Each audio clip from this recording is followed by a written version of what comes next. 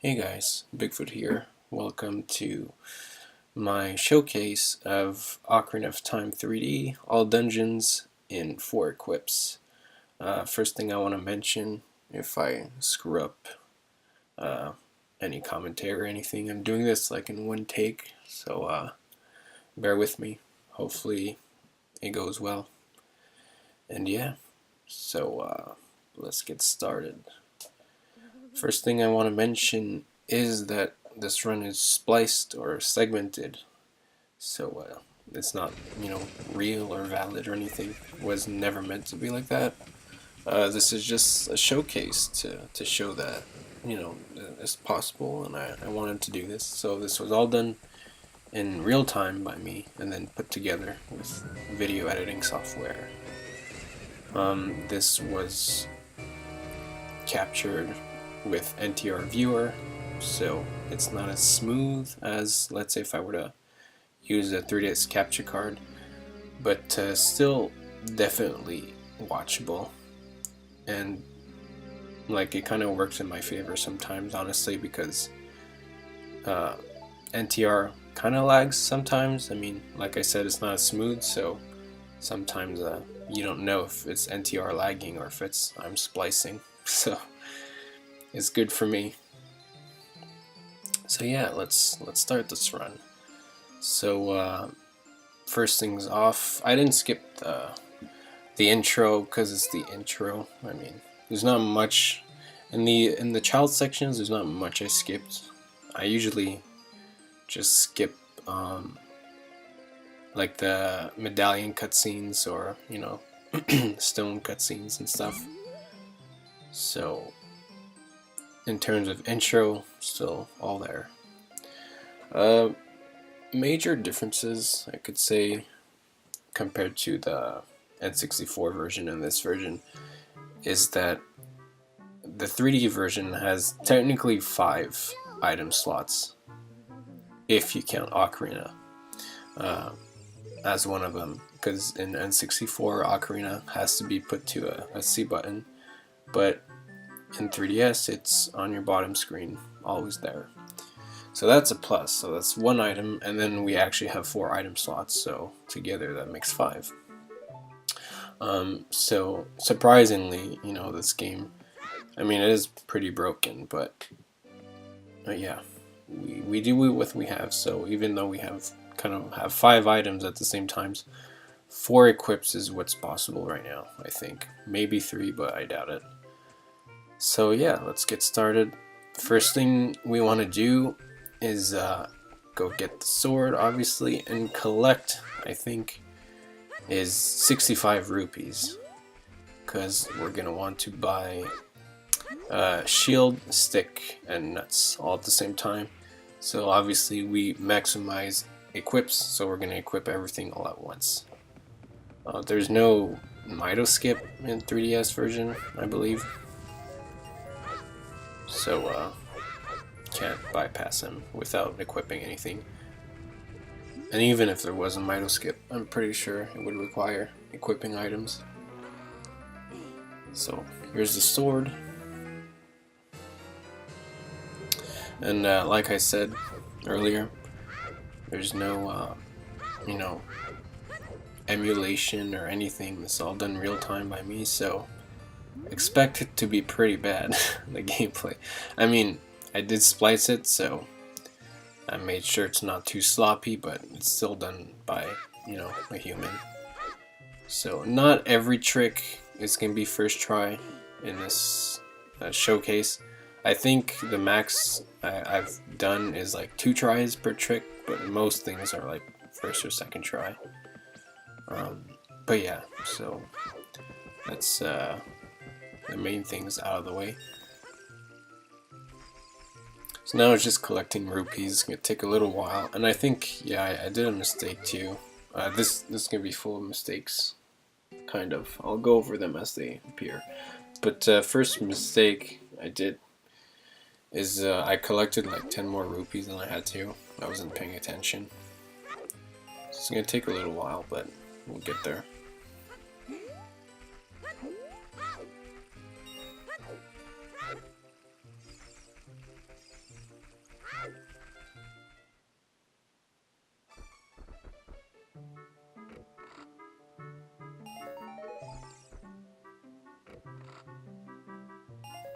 obviously there's some rupees I couldn't get earlier, like the sign and stuff, because I'm not equipping the sword just yet.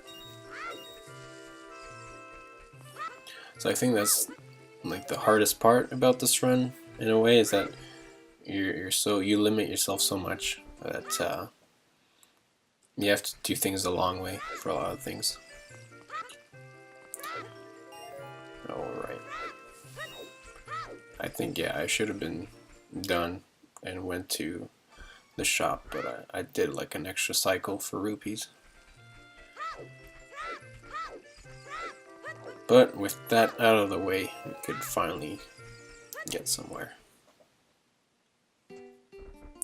So yeah, as I said, we're gonna buy the shield, sticks, and nuts just so we can equip all of them at once.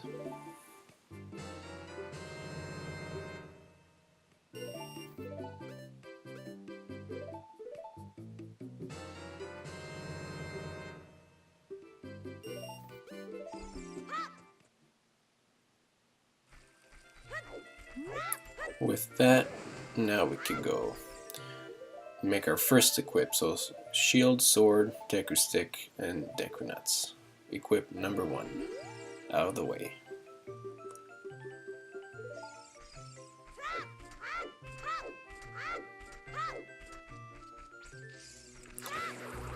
Just stock up a bit on Deku sticks for later. With that, we go talk to Deku Tree.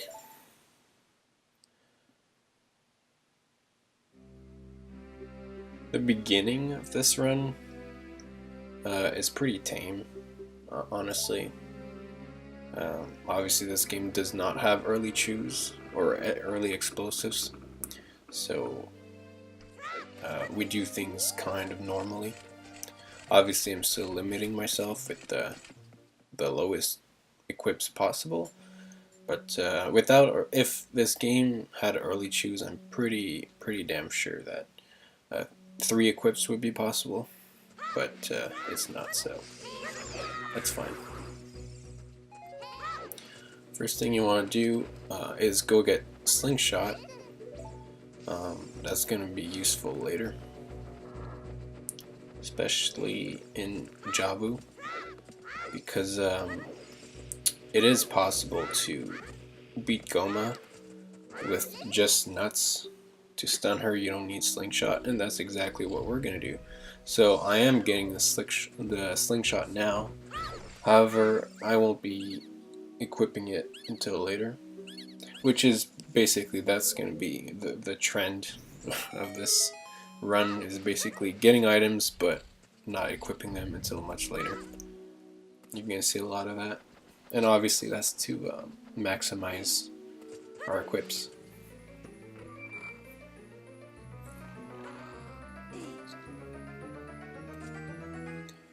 So that's the Slingshot.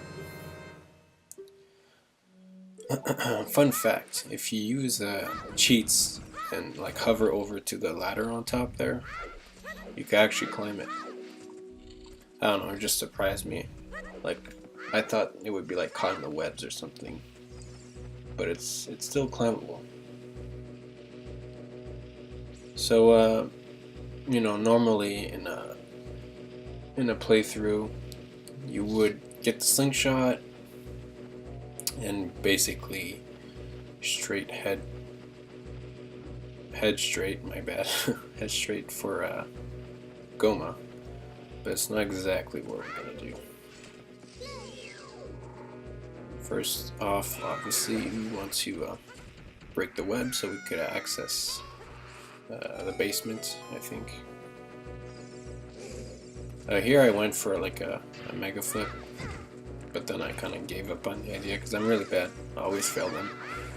There's a few instances in this run where I'll opt to take the easy way. So using a Deku stick, you could like jump slash and hit behind you, which will make you recoil backwards, which enables you to reach this area, which is really nice. There's like 3-4 different methods of reaching this. so it's not a hard trick.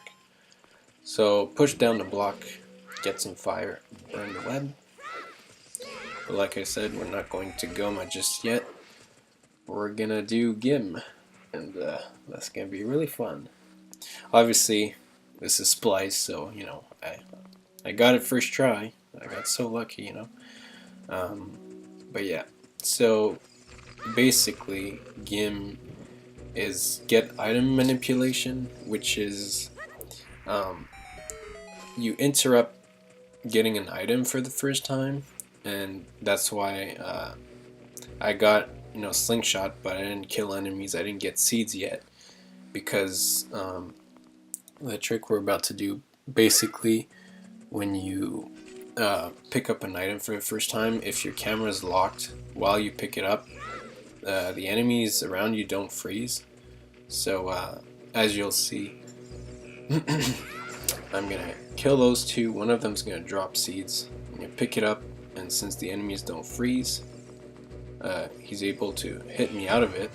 So I cancel the animation of receiving the seeds. But as you see, they're kind of just like floating there. So the game still thinks it needs to give me something. So what we're gonna go do now is go in front of a specific chest. The chest, I think, which contains the map. And going in front of chests actually changes the value of the item you're supposed to get.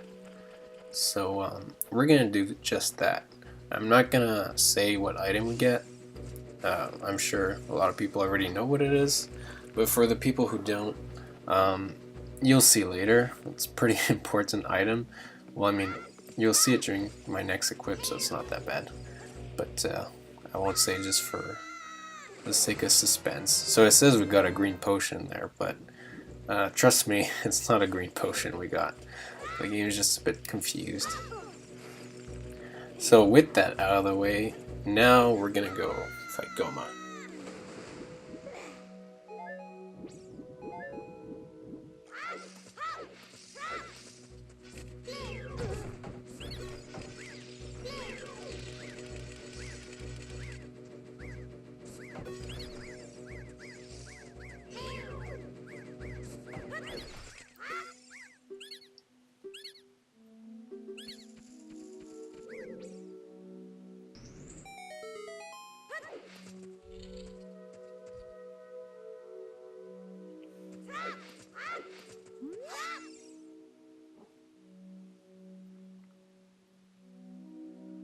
Okay, first thing to note about this fight is that crouching or crouch stabbing doesn't work like it does in N64. Like, it doesn't retain the last like value of your hitting or whatever.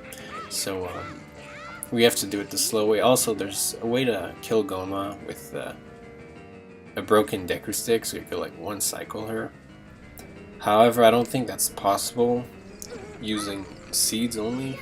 It's very easy using slingshot, but obviously we don't have it equipped, so I'm gonna fight Goma the slow way.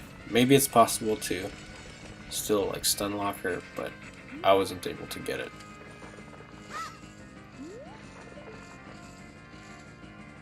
So this is, you know, simple Goma. Just wait for her to drop down and then hit her.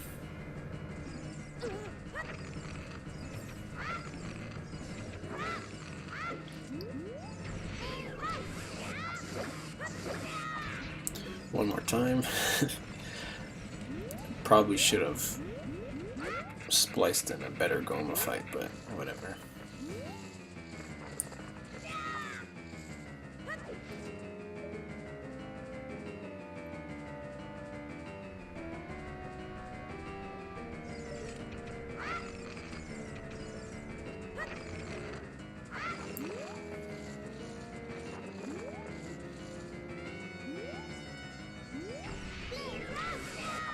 Alrighty.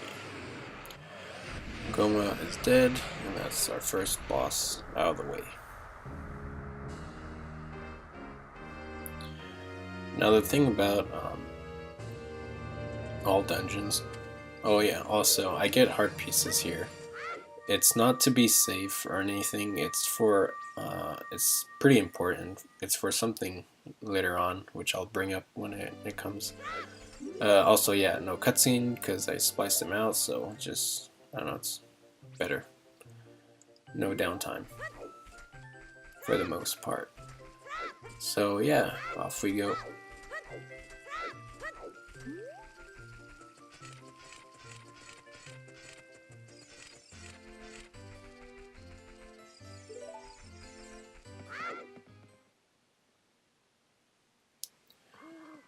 Now we receive the Ocarina. I don't think I removed that cutscene. Yeah, I didn't. Just for the fact to show that like your Ocarina automatically goes to your bottom screen, like the bottom left of your bottom screen, so you don't have to equip it or anything. It goes there automatically, so that's convenient for us.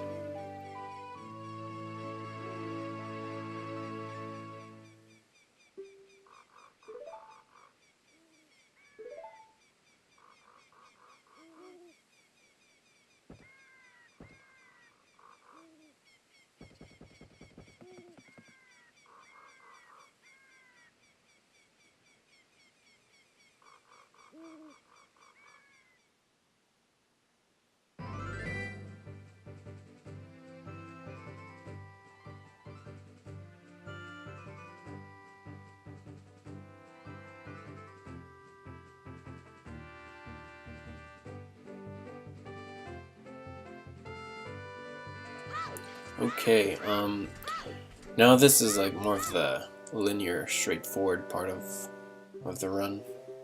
You know, the child sections. But basically this part until we get explosives.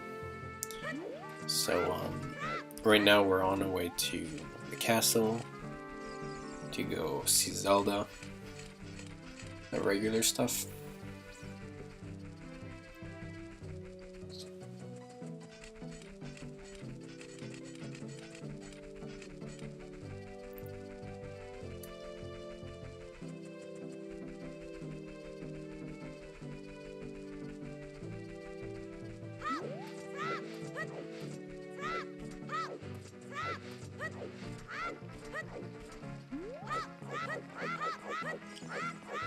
Over here, I don't actually need the rupees. Like, I didn't even get any with that jump. That was just bad on my part. But like I said, we don't need rupees. I just went up there to waste time, so that when you come in here, well, when you go to the castle, it will be night. But I'm bad, and it wasn't night yet. So I'll just go talk to the owl, so it turns night as I talk to him.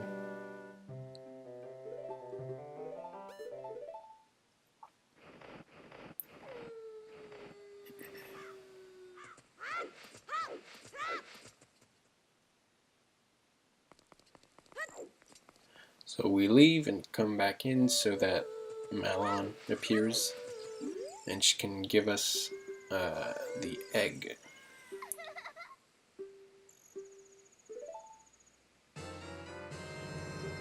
The egg is also an item we can't really skip, unfortunately, because, well, first of all, you know, Chicken wakes up Talon, whatever his name is, and indirectly gives us Zelda's letter at the same time.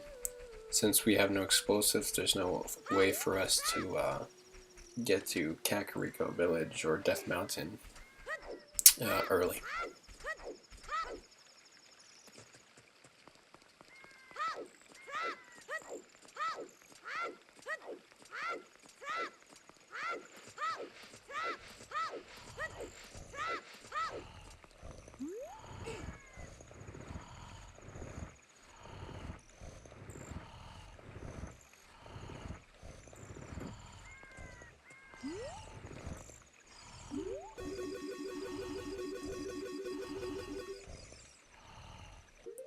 Okay, equip number 2, egg and slingshot.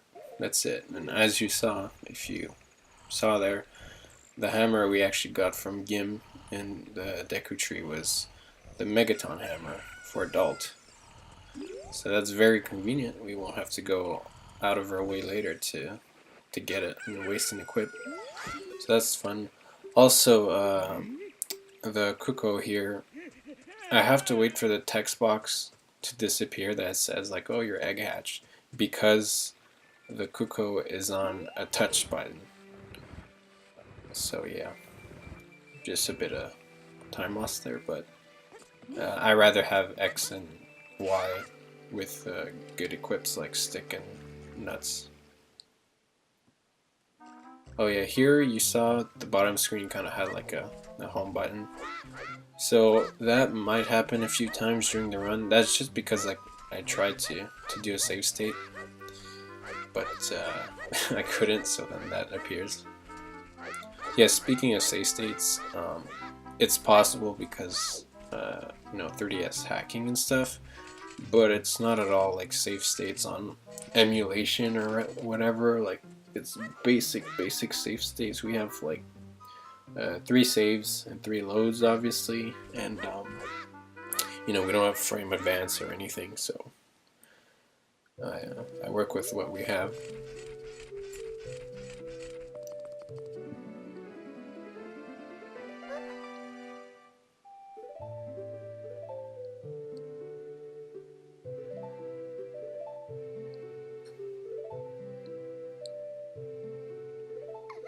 For once, we actually do have the emerald when we talk to her and say yes.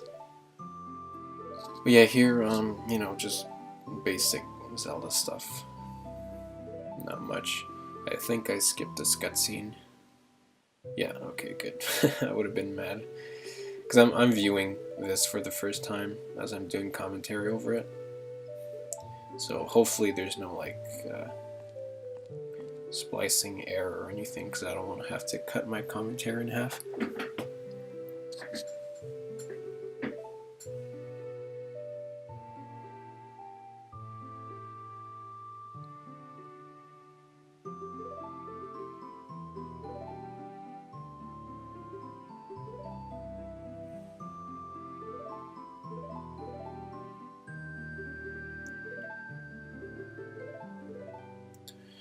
Nice. Now we got Zelda's letter, and luckily for us, it like equips itself right over the Kuko, so we don't have to waste an equipping it back on.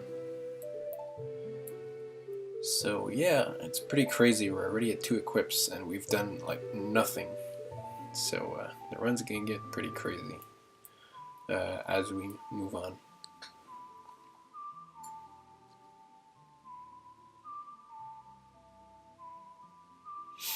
I don't know why I didn't skip this cutscene. I don't think I skipped any of the child song learning, except for Song of Time later on. But Lullaby and Saria's song, I don't think I skipped. Just to prove that I got the song, no cheating.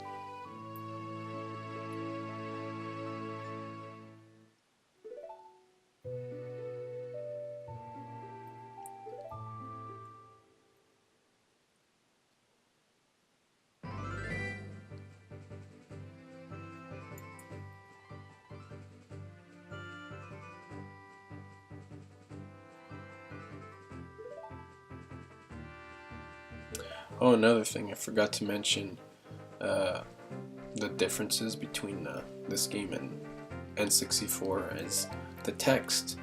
I'm sure you noticed by now that sometimes the text goes by like really fast, and that's because on every text box that appears, you have 1 frame. I think it's at the beginning, like the first frame that the text box appears, to press B and it's gonna skip the entire thing. So yeah, obviously this isn't a task or anything, so not all the text boxes are gonna fly by, but I tried to get the most possible. So now we save quit and gone back to Kokiri Forest, and that's because we're gonna want to go into Jabu. So we don't have bombs, obviously, so there's no way to bypass like the main area where you would go in, where the boulders block you. But luckily for us, there's another way to get there.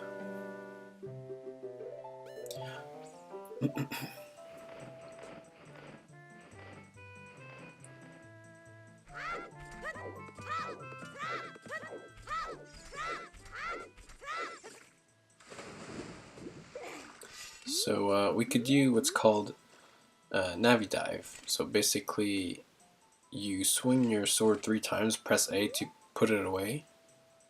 Well, that's the regular triple slash clip.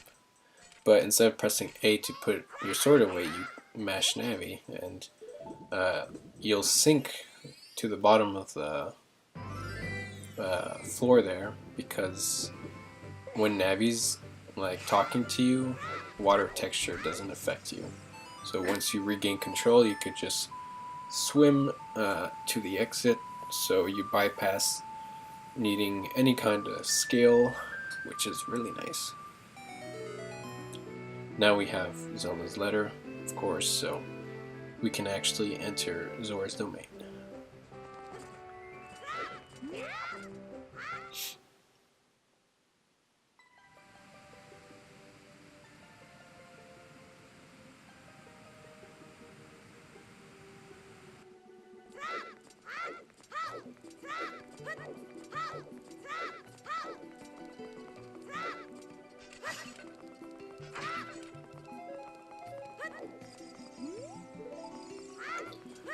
I just got more sticks and nuts for later. I kind of became paranoid about my item usage because I was recording, like this is the second time I recorded the entire thing, and the first time I kind of like ran out of stuff and it was a mess.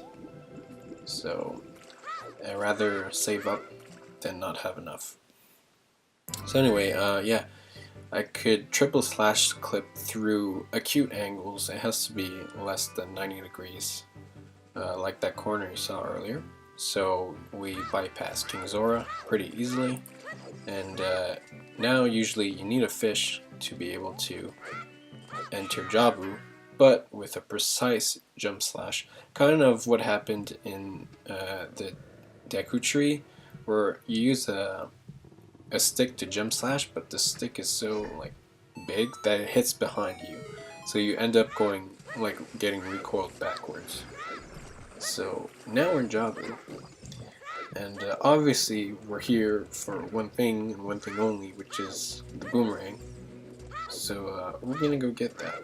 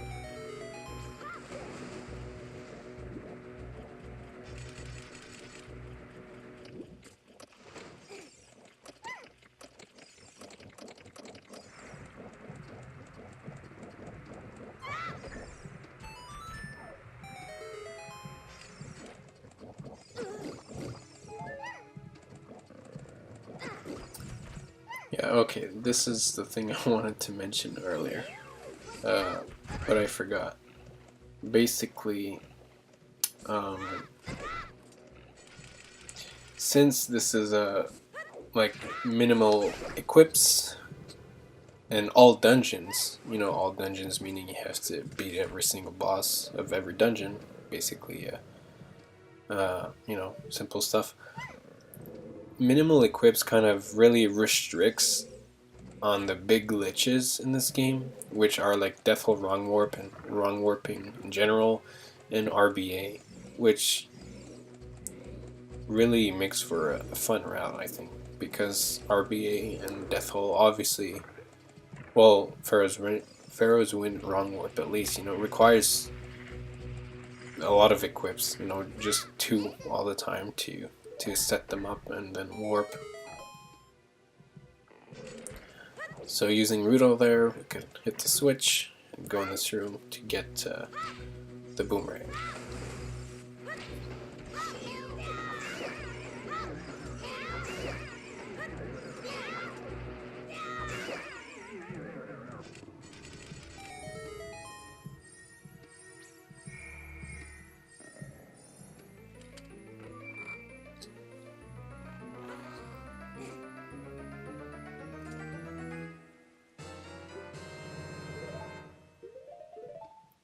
So we could beat the dungeon right now since we have the boomerang, but we won't do that. We'll come back later. So save quit and then come back so we could leave Jabu and do it once more so that we end up in our house. From here, now we're pretty limited on what we could do because we don't have the bracelet to pick up bombs. So that's what we're going to do now.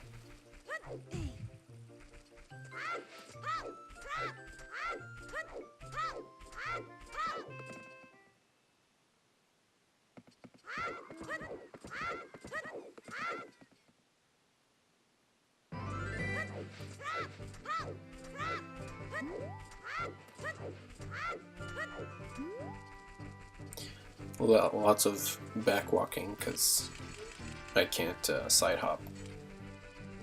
I know this game's movement is a lot faster than in 64, so I wonder if like unoptimized like human side hops are faster than back walking.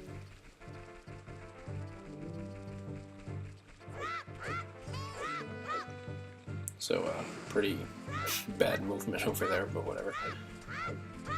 I was expecting the owl to talk to me there. I don't know why I didn't. Whatever. So we get to Kakariko right before night hits. So lucky for us, now the Cuckoos are still there. So we're gonna do that before heading to Death Mountain.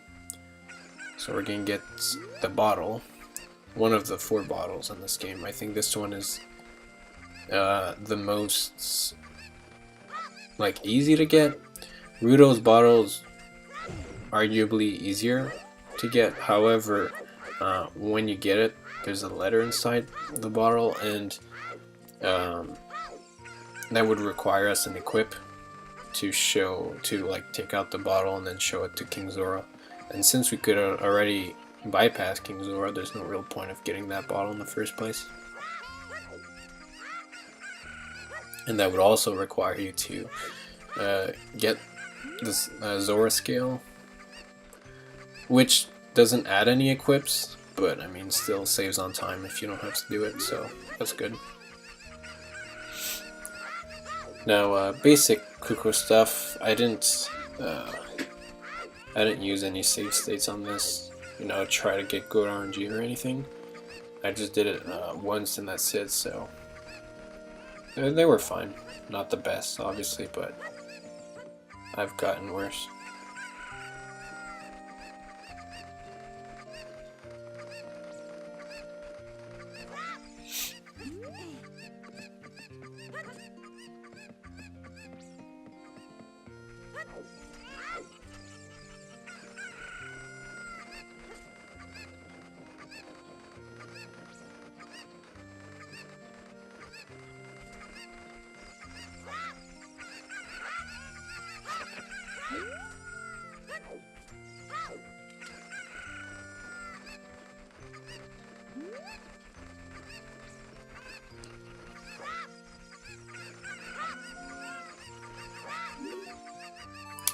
Alright, with that out of the way, we can go to Death Mountain. Like I mentioned earlier, Zelda's letter automatically equips itself over the Kuko, so, or the pocket egg, whatever it was called, so we don't have to waste an equip just to equip it.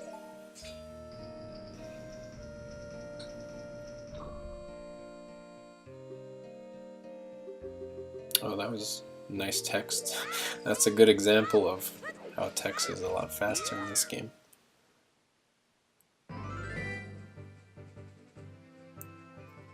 So, Death Mountain, you could go up with Fess Forward Extended Super Slide. I think I miss it here, however. Yeah, well, no, I got it, but it was nowhere the speed I wanted it to be, so yeah, I just end up going up Death Mountain normally. Or up to Goron City, not Death Mountain as a whole.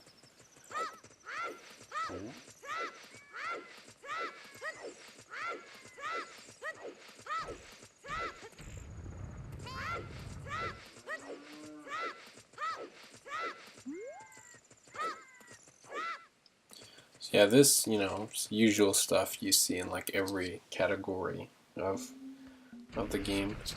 This is like the bad part of the run.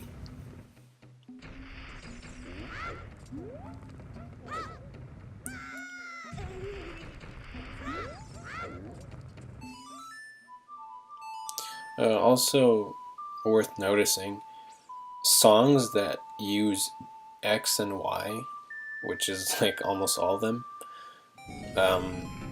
I play them fairly slow because if I press X and Y at the same time, my NTR menu pops up, and obviously I don't want that.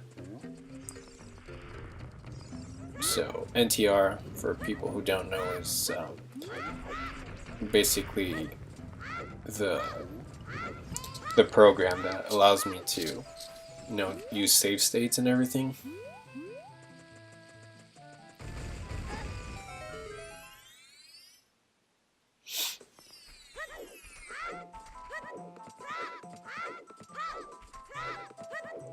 So now we're heading to Lost Woods. Not Lost Woods, we're in Lost Woods right now. Forest Meadow to go meet Saria and get the song.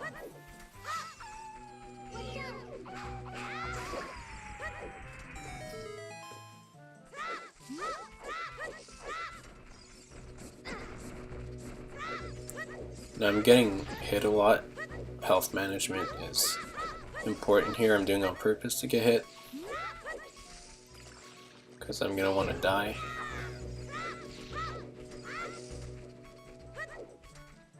After the cutscene. So yeah, I'm at a quarter heart now, and it's very intentional. Yeah, I didn't skip this cutscene either, as I thought. I don't know why I didn't skip the child cutscenes, because I know as adult I do skip every song learning cutscene, and they just get longer as an adult because of Sheik and stuff. Oh, that was an example of very bad text. I didn't get one in there. So yeah, like this, the song, you know, RYX, I have to play it very slowly, because or else my menu's gonna appear. And the funny thing is, the menu appears on the 3DS, but it doesn't show up on like the OBS display. So viewing it, you know, from like a video or something, it just seems like the game's gonna. It just seemed like the game didn't crash, but you know, like froze for a second, because the NTR menu doesn't appear. So you die there, intentional. So you could respawn at the beginning, having to, you know, climb the ladders and go all the way back. Saves a couple seconds.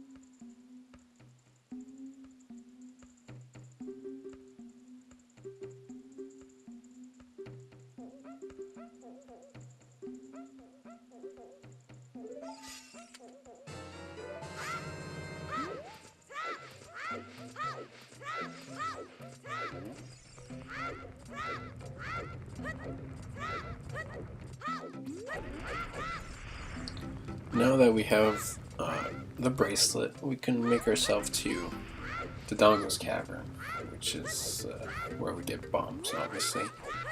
Now, Dodongo's Cavern is probably, the worst part of the run, just because I couldn't get one trick, and that is the DC like modern halfie.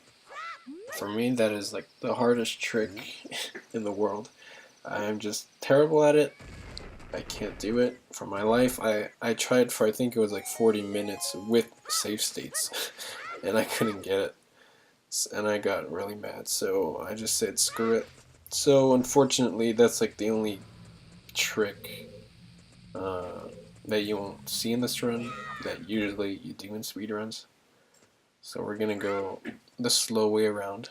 I apologize, but I tried, but I couldn't get it. So yeah, we're gonna do the slow way around. I think it saves like a minute, or maybe a bit more than that. So yeah, normally you would get this bomb, and with like a very tricky like thing, you could get on to the platform where the switch is. But not today. So yeah, that's a fast. That's the one I the speed I wanted when I was going up Death Mountain. So yeah, we're gonna go the slow way around. There's not much to the slow way. I mean, except what makes it slow is really the fight with the Lizalfos.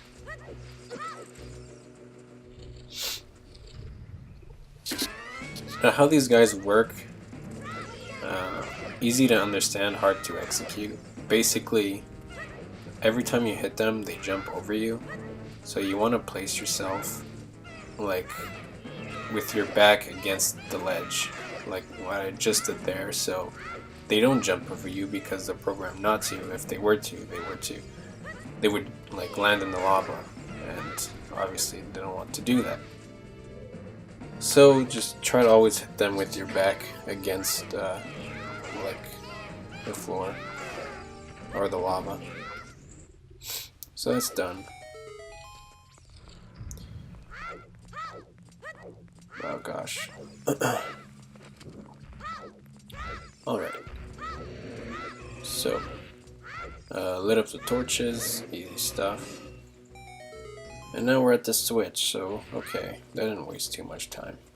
Again, I apologize, but it's the one trick in this entire run that I just could not get from the life of me. There's arguably, well, like so many harder tricks in here, but this one, I don't know, I'm just terrible at it.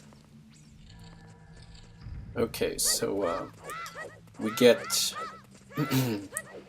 to the staircase, and from now on it's really important that one of the reasons I got nuts was for the Dodongo's Cavern, because if I get hit by fire keys, the run's dead, because my shield will burn, and we can get another one, but I don't have any equips to spare to equip it. So yeah, it's very crucial that my shield doesn't burn.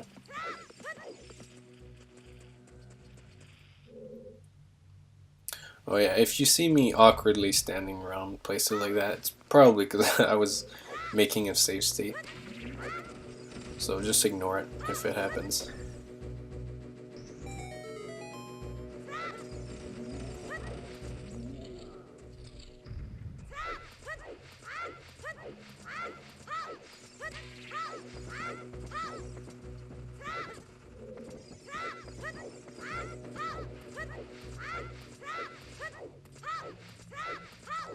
So yeah, remember we're on 2 equips right now. I always screw that jump, because yeah, there's a little text trigger there, Navitaxi, you could skip it, but I always end up jumping on the spikes anyway. Oh, nice little short hop there. There we go. Get the bomb and bomb the wall. And like, it's cool because the 3D version has this little ledge there that you can throw the bomb on. So, you know, you don't have to time the throw, which is really nice. Now we have Slingshot, which is something you rarely see in speedruns. You would always do like the Hellfire skip and stuff, but now you could very easily just breeze through it.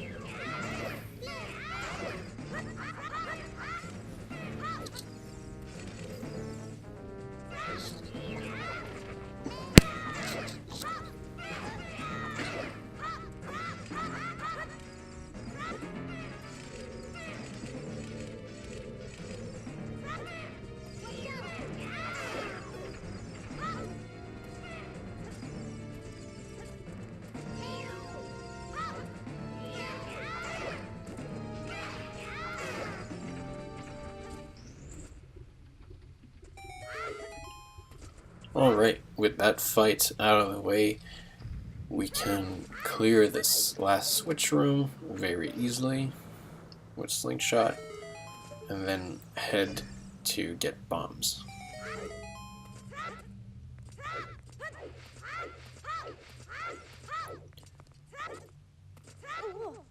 I almost fell there.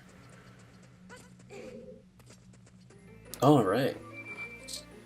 So, bombs. Very crucial and critical item in this game.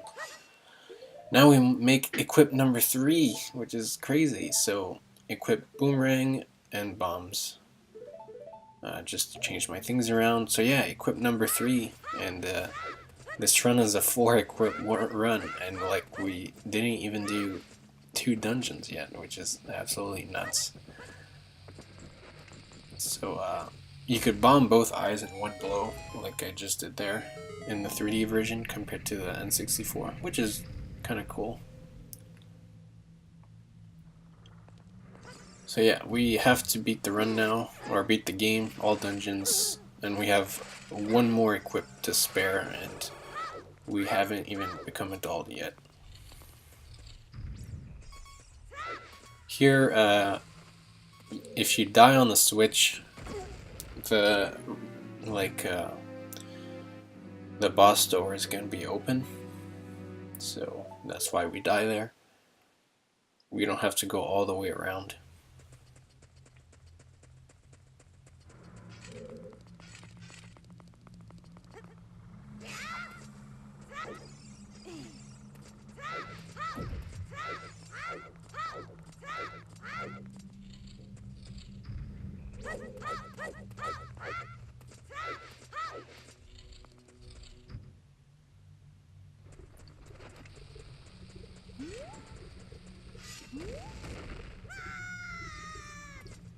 Okay, King Dodongo, pretty simple boss. I mean, just throw bombs in his mouth and that's about it.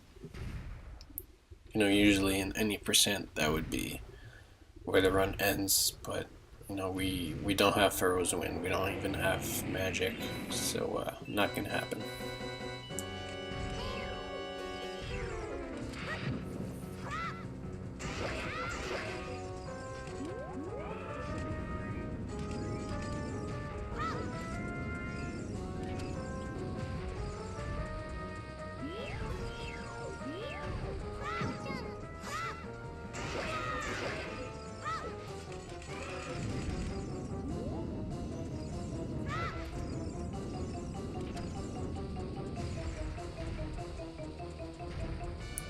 I tried to be cool here, but I missed. So, King Dodongo down. That's two dungeons out of the way and 3 equips down.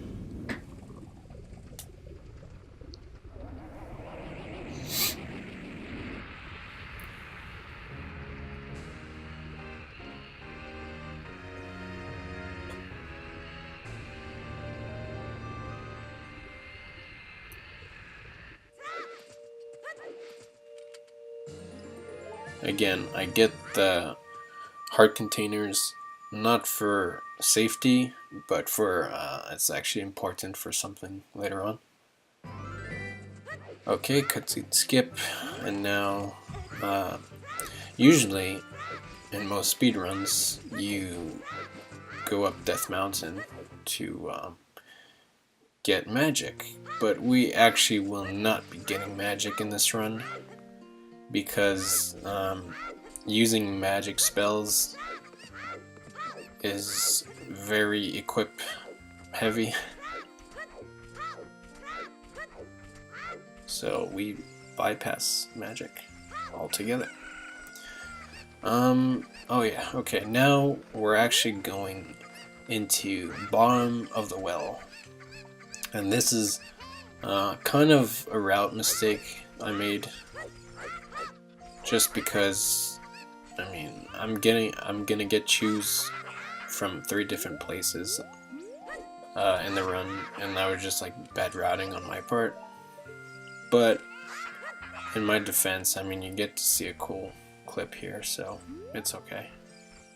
So yeah, you clip in the wall using // clip, and you lower the Coco there, and you use it to go out of bounds and then glide your way to the loading zone, which is pretty crazy. You could bypass that giant boulder there. However, it is possible to go in the bottom of the well with a Navi dive at night, because for some reason at night the giant boulder blocking the bottom of the well entrance isn't there, so easy. But anyway, so we bomb the rebel here and we get shoes. Pretty crucial item. But actually, I'll explain later, but I kind of made not a routing error, but something I realized way later on. Like, it was too late, but it's actually possible to do this entire run without bomb shoes, and I'll explain once we get there much later on. But for now, yeah, we get bomb shoes. And yeah, there's one more child dungeon to beat, so we're gonna be going there. So back to Jabu, since we now have Boomerang equipped with bombs.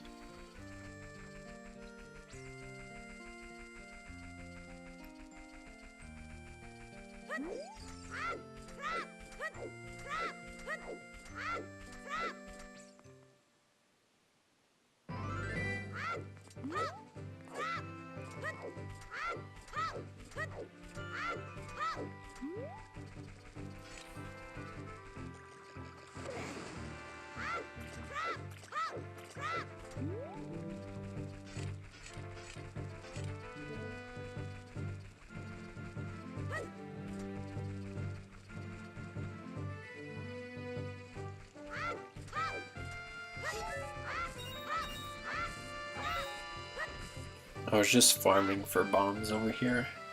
To be honest, I probably didn't even need to.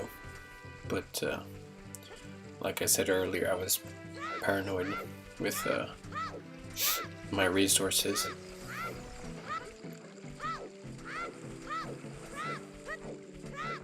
So here we're just slowly making our way up Zora's river, and since we have bombs, obviously we were able to blow up the boulders that were blocking us from entering like the first time.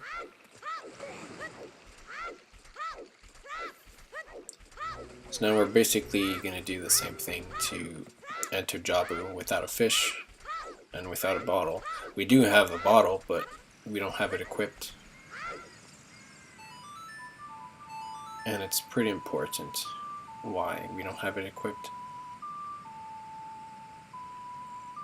So you'll see that later.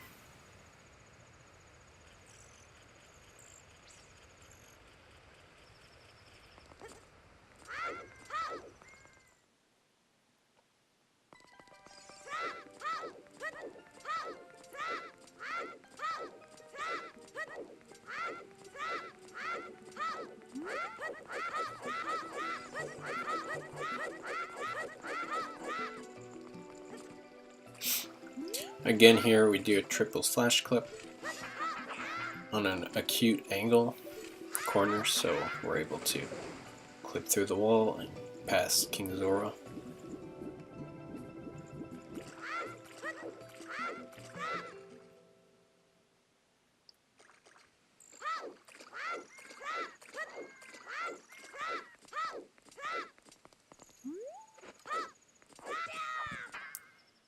Alright, now we're in Jabu. And now we have all the right items to beat Jabu. Well, we could have earlier, but then again, we didn't have Boomerang equipped. I wanted to wait for bombs to be equipped. So now that we have bombs, we could actually Mega Flip past the gap over there. So that's very convenient. Now here, shoutouts to Fireblaze. He made a sick setup for this. Yeah, so you could bypass that locked door without using anything.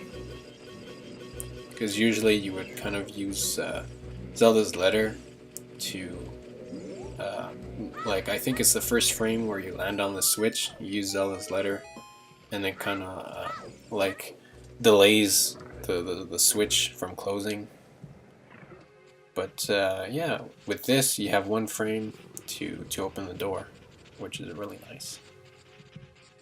Again, there you saw like the home button on the bottom screen. I tried to do save state because I think I died to Bear Name, like a freaking fail, but whatever. So,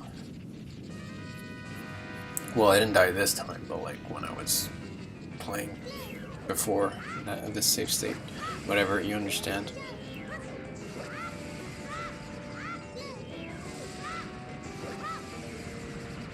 And part of the reason I died to Baronade is because at first I had Boomerang on a touch button, and that was awful because you can't like get your Boomerang back. You know, like if your Boomerang is on an X or Y button, if it's like in midair, you could press the button again and it'll like come straight back to you, but you can't do that if it's on a touch button. Same thing with like a hook shot. If you equip it on a touch button, if you like shoot it, you can't like cancel it or call it right back by touching it again, which is quite annoying. But with that out of the way, again, get a heart container, and then we go see Ruto.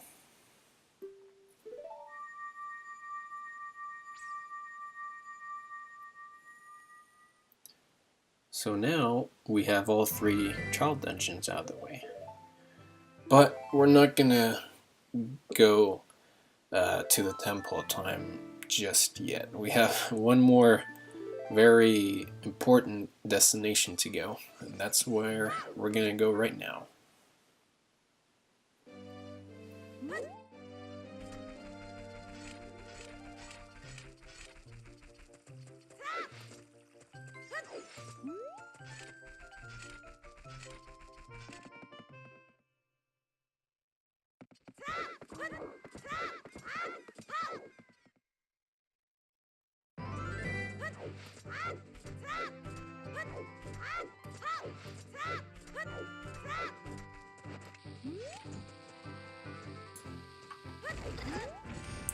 I think that's the first time I did a Hess this entire run. Finally get to show it off. I'm not very good at Hesses, so I don't do them often. But yeah, here's one. I think you could guess where we're kind of heading now. We are going to Gerudo's Fortress as Child.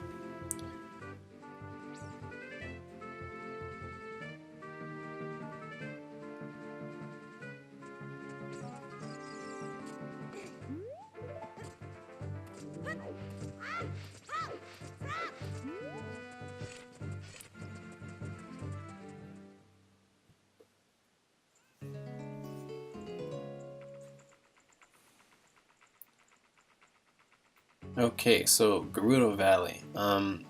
There's actually, I know of 2 ways to make it past the bridge here. That's what we're gonna do. One of it involves a Kuko, and I hate that trick. I never got it in my life. It's actually, I find it very difficult. So we're not gonna use that trick. We're gonna use bombs. So basically, what you want to do is Mega Flip into a bomb explosion, which is going to hit you just enough upwards so you can go on the gate. I get it second try here. So there you go. You like clip onto the top of the little gate here. Now I don't know if these guards have sight like visually impaired at night or something. I don't know if they work like regular guards. I'd assume they do, but yeah, you're able to simply pass by them when they're not looking at you, and we can make it to Gerudo Fortress. Now, I have bombs, so there's 2 ways I could skip the gate here, which is what we're going to do. Obviously, we want to get to the wasteland. But I'm going to do a way that doesn't require any items for the simple reason that it's really cool. It's a cool trick. Yeah, so very like precise and finicky angles, but you'll see in a bit. I think this was like found or made by Gymnast and Ben. So shoutouts to them. Really sick trick. So you angle, backflip, and side hop twice, and you land on this invisible floor here, or seam. Again, more angle changes. Now we're completely just floating in midair, which is pretty funny. Final angle change, side hop, and then you get like a couple frames to side hop back in bounds, because the exterior, like you could side hop back in because the walls aren't solid from the outside, only the inside. So that was really sick. I love that trick, super cool. So Haunted Wasteland, possible obviously to make it through here without Lens of Truth. It's a lot harder, but if you know your way, you're fine. And even if we did go get the Lens of Truth in the bottom of the well, we don't have magic to use them regardless, so it would have been complete waste regardless. And on top of that, we would have had to waste and equip to use them. So Yeah, Lens of Truth is completely out of the question. Now here's a little setup I found on YouTube actually. It's like a setup with like the alignments of the flags and the poles, so it works really nicely. It's super nice. So just side hops a bunch of times and then shield turn, and you could back walk straight to the loading zone, which is super nice.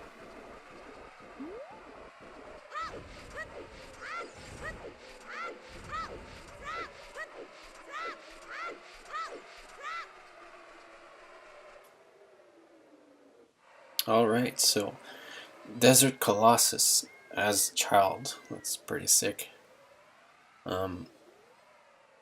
We're gonna come here for adult items, obviously. And so yeah, you'll see once we get there.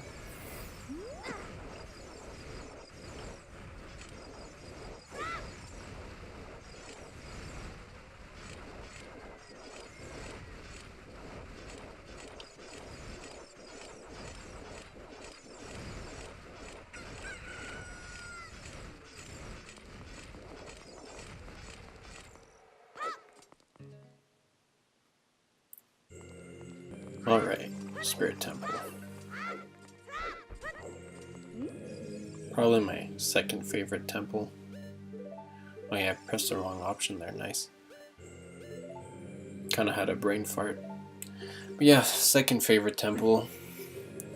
Casually, not in this run, but in this run it has to be Water Temple. And you'll see why once we get there, and things are pretty crazy. But anyway, for now, Spirit Temple.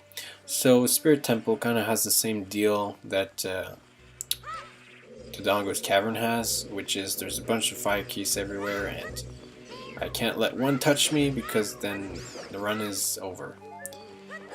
And same thing as well, there is, you can get a shield in here, but re-equipping it would cost an equip, and we don't want that.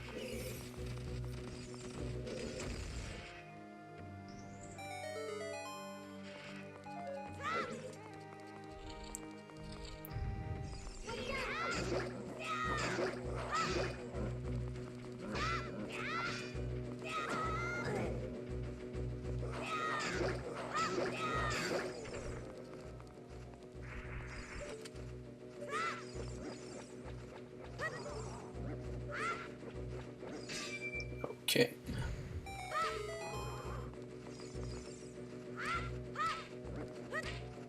He just didn't want to freeze whatever. I think the chest right there contained the extra shield. I think. I'm not 100% sure, but whatever. We don't get it regardless, so it doesn't matter to us. Here, just kill the enemy in the fire. I actually forget their names, so I'll just call them the bad guys.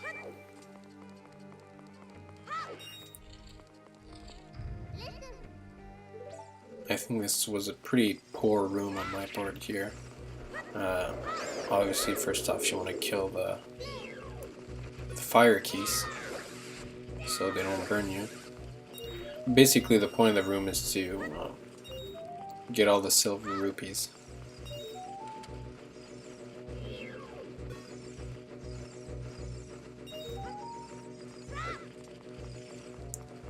Oh, the sculpture here really... I didn't know you could get hit from it from the other side, so that kind of surprised me. And then again, even when I dropped down and it wasn't touching the not the vines, but you know, the wall at all, it still hit me, so that also surprised me.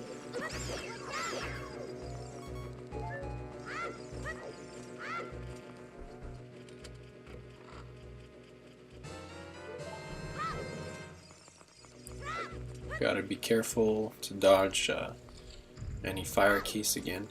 Alright, now that we have a key, we can continue forward.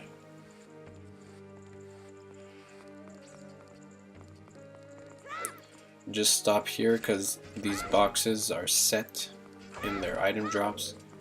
They'll always drop one a bomb and the other a nut. So take advantage of that and stock up. Now here is also another kind of mistake I did. I don't know why I did this, but basically I hit the bomb shoe chest because there's a switch there you can hit and get the bomb shoes, but I didn't collect them, and I don't know why I didn't collect them. But because of that silly mistake, we're gonna come back here as adult. I mean, we were gonna do adults regardless here, but we're gonna come back in that room specifically just to get those shoes I did not pick up. And yeah, I don't know why I didn't pick them up. Silly mistake on my part, but whatever.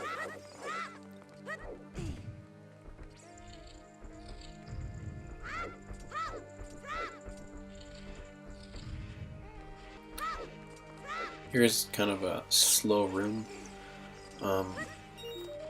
There's two parts to it. You have to collect all the silver rupees to get a key, and you have to put the sunblock in the light to be able to unlock or open the door. Well, actually no, the silver rupees lit up the torch, and then with the torches you get your chest with a small key. So pretty lengthy room, but just normal stuff.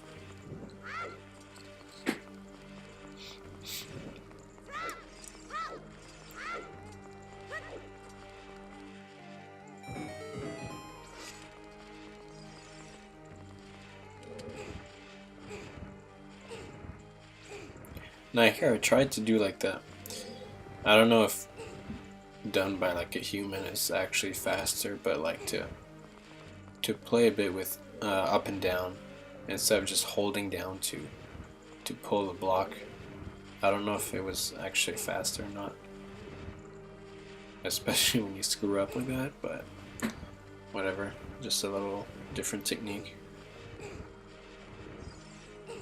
I think done optimally is faster, but then again, optimal is not a word that could describe my gameplay.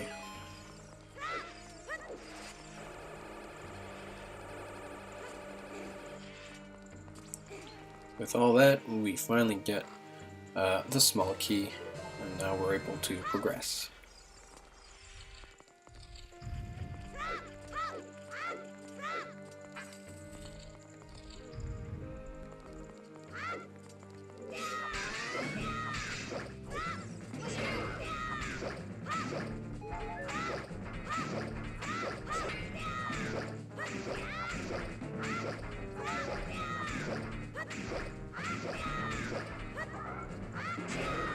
I really don't know how that slash didn't kill me. Pretty good fight, honestly. Kinda improvised it, we're just circling around him the entire time. Alright. So, with the child's section done, or almost, we can get what we came here for, which is the silver gauntlets. And yes, they are useful in this run.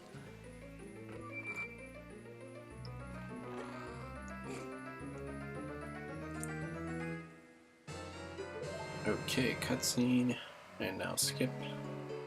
Magic. Alright, so, but we're not done. We are gonna mega flip to the other side so that we'll be actually able to get the mirror shields at the same time.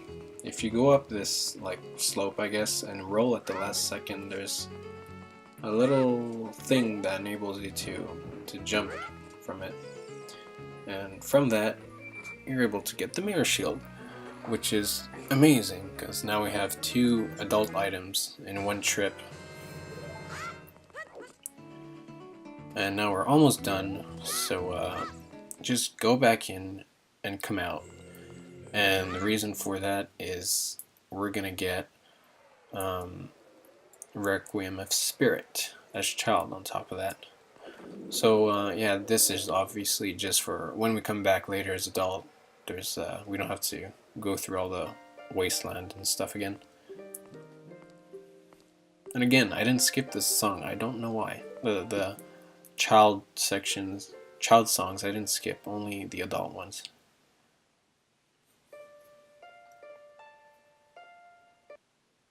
Oh, never mind. You saw my NTR menu there. So yeah, that happened. See, like my game kind of froze there for a second. Not even because of a save state or bad editing. That's just because my NTR menu popped up there. So might be. I won't be removing that from the run. It's silly. It's just like a second. Confirmed cheater.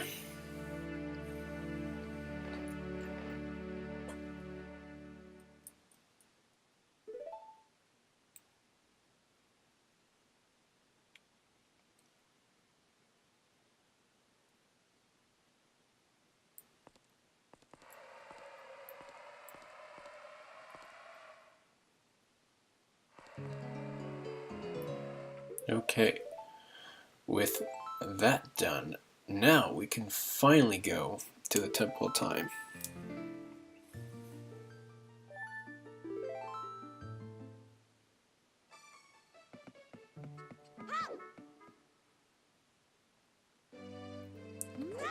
So now, remember that once we turn adult, we will have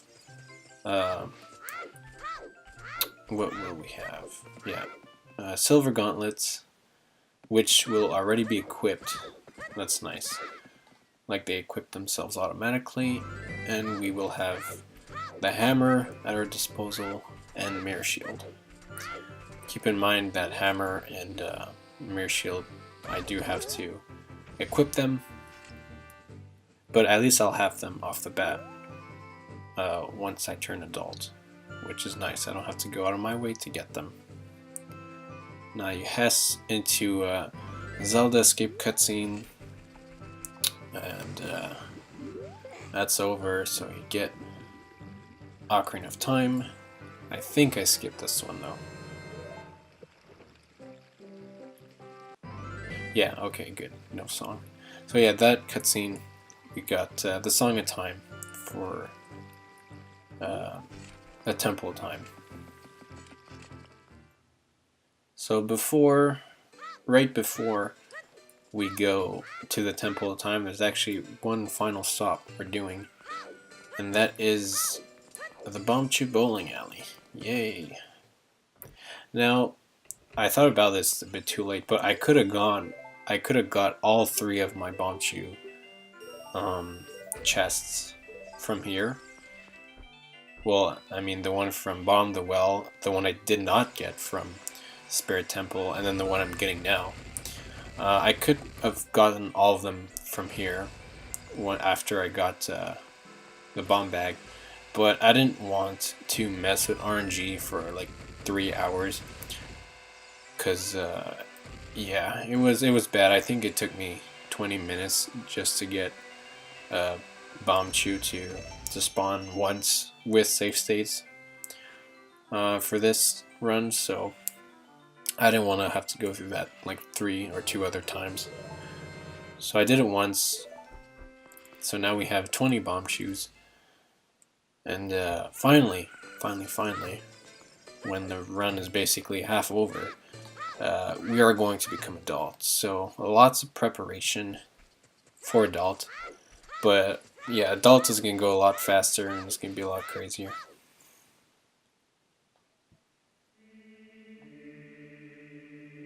And remember, we already did 3 equips, so we are going to have 1 equip as adult to beat the rest of the game. And that's it.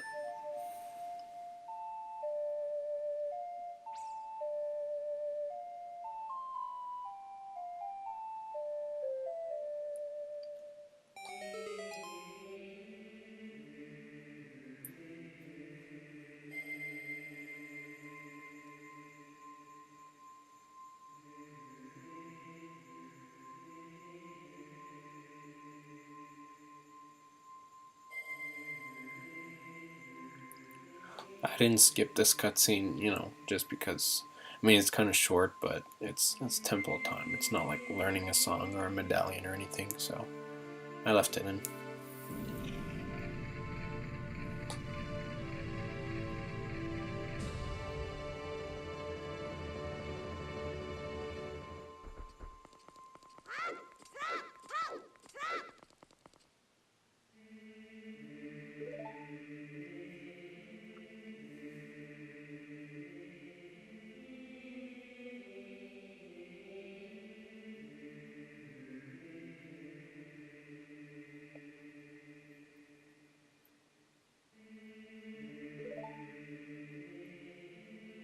Alrighty, so finally, with that, we pick up the Master Sword and let the real adventures begin.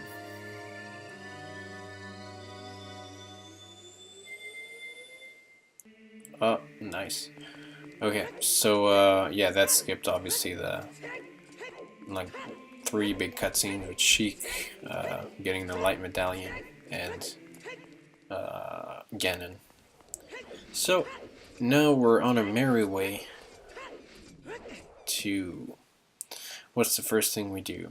Okay, yeah, we're gonna go get Hookshot first, because getting Hookshot does not require any equips, because obviously we don't have anything equipped right now as adults.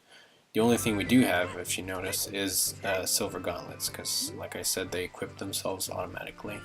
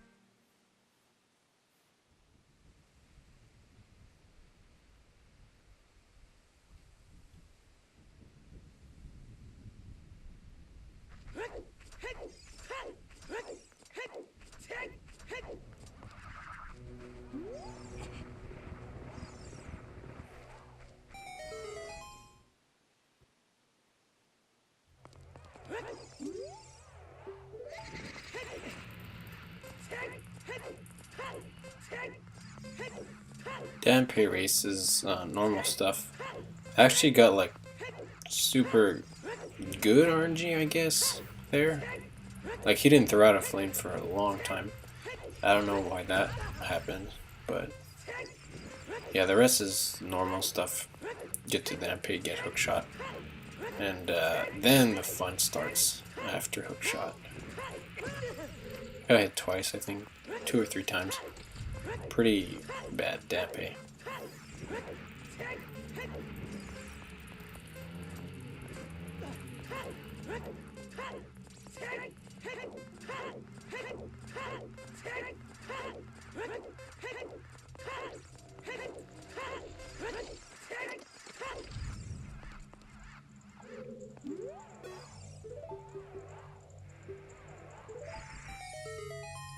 Okay, Hookshot.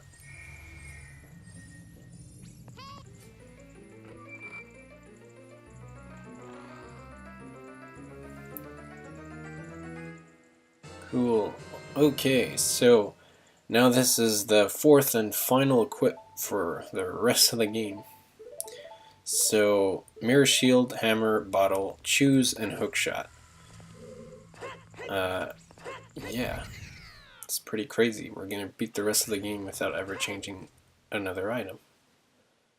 So, beating every adult temple like this.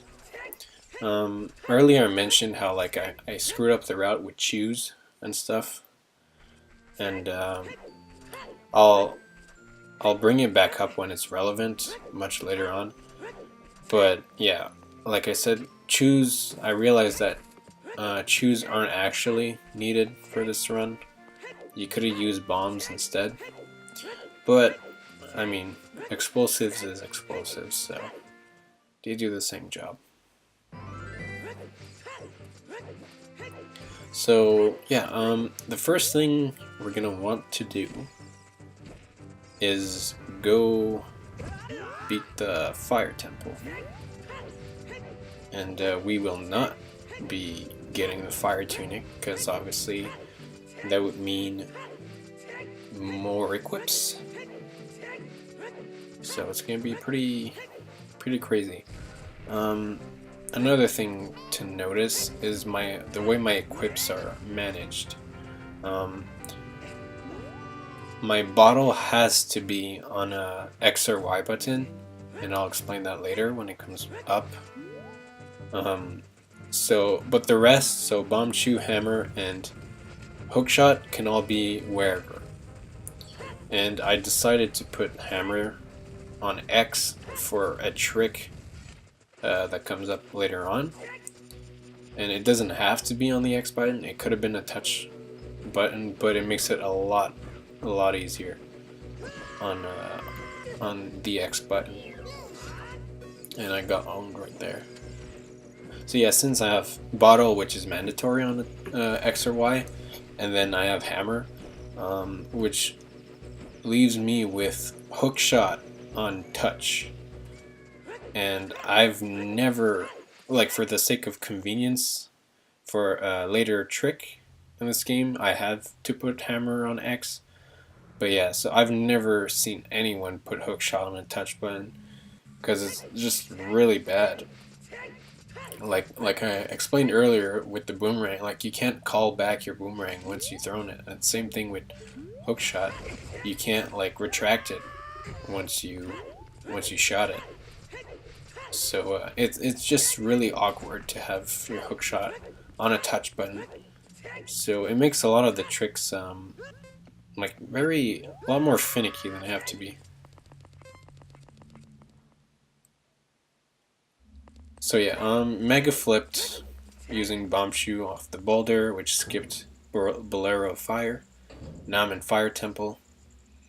Now I'm going to use the hookshot here for the first instance of hookshot clipping. So if you like L target with the hookshot with like a gate or something to your right, because Link uses the hookshot with his right hand. Yeah, if you L target, you're gonna like your arm's gonna clip through the wall or the gate or whatever. So you could hookshot through, and then we're gonna use a lot of that in this run. So that was the first time using it to get the Fire Boss Key, Fire Temple Boss Key. So now we're gonna head for Volvagia because you know we already have the hammer.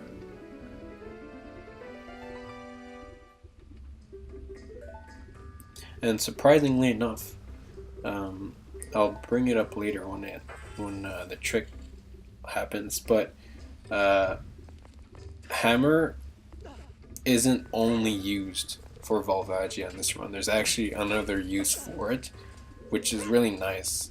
So like, you're not wasting a slot on hammer just for Volvagia. There's actually other uses for the hammer in this run. So I got two fairies there. Well, one of them in a bottle and the other one to heal me. And you'll see that in a second why. Now I could make like this tricky jump here. Well, it's not that bad. And actually just climb the ledge and into the boss room. So we basically skipped 99% of the Fire Temple, especially since I already had the hammer. Now, Volvagia is pretty tricky. Usually you have bombs to beat her, or bomb shoes with Deku nuts, but I don't have those. I don't have nuts equipped, so I'm gonna have to, every time I want to damage her, because you could damage Volvagia by setting off an explosion, so like a chew or bomb in one of the holes that she goes in, like that hole right there. That's the one I'm gonna use explosives on. So I have to use chews and then hit the chew with my sword, like when I'm running up to it, like that every time. And it was a bit of a pain, honestly, to do. It took me a couple tries to beat Volvagia. So you have to hit her 8 times. Yeah, 8 times, and then you can use hammer, jump slash, and she'll die. Thing to note here is, as you'll see in 8 seconds, I'm gonna die because you know it's hot and I don't have the tunic, and that is why I got a fairy. So I'm gonna get revived, which is very nice, obviously. So that is why I got all the hearts as child to begin with, so that I could have a longer timer before I die of like 48 seconds or whatever it was. That's the only reason I got hearts. So from here on out I won't get any more hearts. It was just so that I could survive Volvagia. And thing to note, if I die from taking damage, so from either Volvagia or like one of my own explosions killing me, I will not, like, my fairy will revive me, but the timer won't restart. So if I die and let's say there's 10 seconds left on the timer, well, I'll get revived and then I'll still have 10 seconds, which is very bad, obviously. So that's why I have to let the timer, the heat timer, kill me. So when I get revived, the full 45 or 48 seconds restarts again, which gives me enough time to kill Volvagia. So that's really nice. So Fire Temple is out of the way. That was pretty cool. Now we're going up the bridge, which means Bolero Fire, but you could ignore that, skip it. So yeah, we have one temple out of the way already.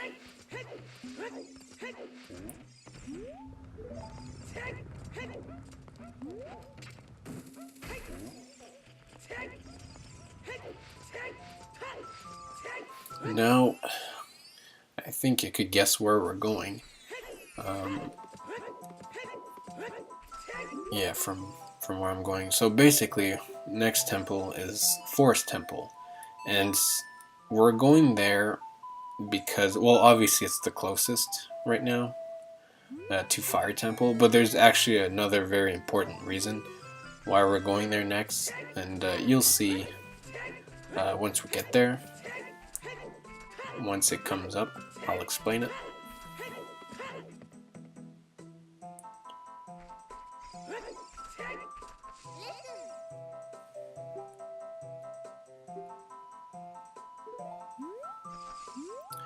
So yeah, the meadow, there's actually you can do a little like tricky side hop and get on top, so you skip going through the entire maze and stuff.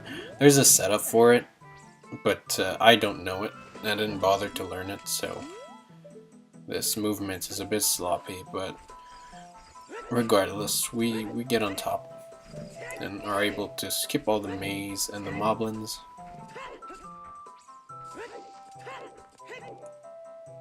Now this guy easily skipped. I mean, he was never a problem. Okay, yeah, here, keep in mind that for like, I think except for Requiem of Spirit and Nocturne of Shadow, like all these songs I could have skipped, like doing like by killing myself in a precise like spot, but I knew I wasn't gonna edit the songs out regardless, so I didn't bother to do the the cutscene skips. Okay, so Forest Temple, pretty important place, and we came here second. Like, we're doing this dungeon second for a pretty important reason. Most temples or most speedruns, when you come in this place, you'll you'll just go up and then do the boss key skip, and bam, then that's it, But we're here for something else. So we're gonna do it the normal way.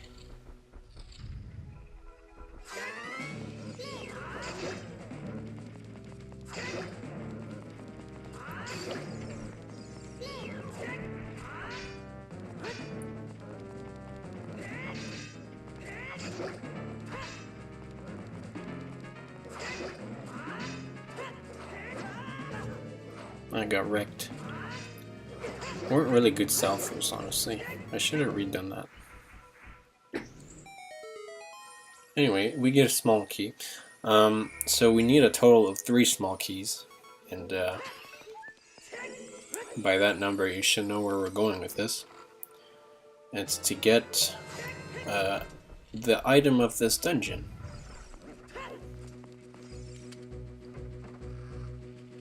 So for now, we're gonna do things kind of the intended way. Song of Time there. I could have ledge clipped, which I will explain later when it comes up. But yeah, I got lazy, and we have Song of Time regardless, so I played it there.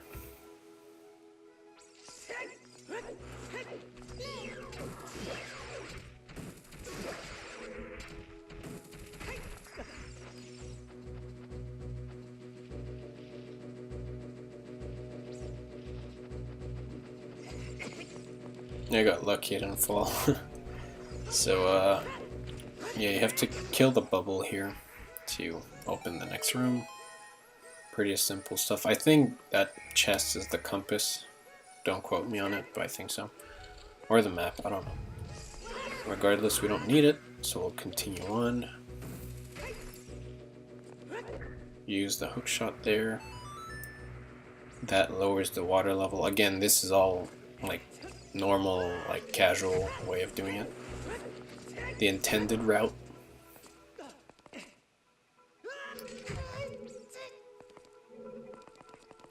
So there's going to be our second key at the end of this sewer, if you want to call it like that. That's key number 2. Yay.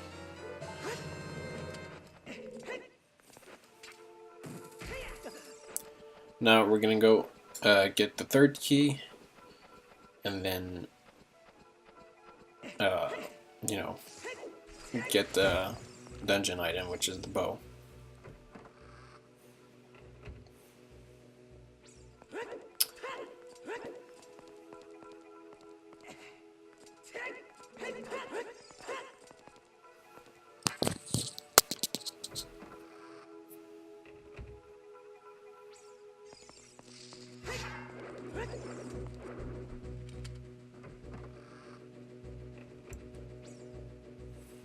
It's worth noticing that a lot of these dungeons I'm going to do are completely broken if you have hover boots.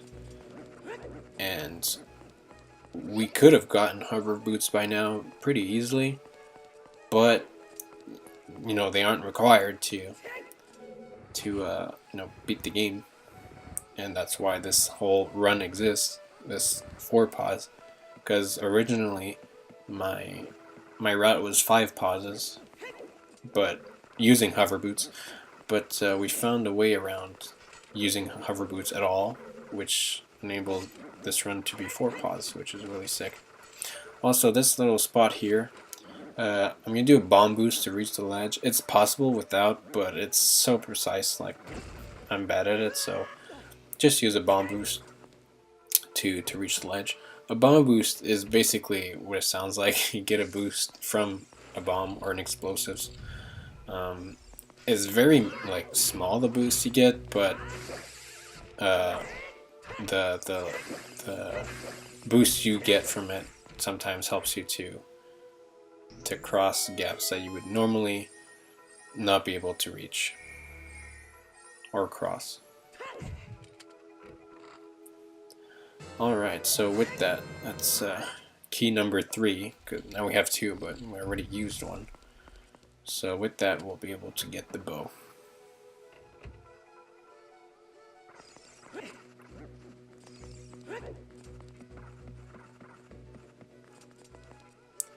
It's pretty funny that, like, I'm so used to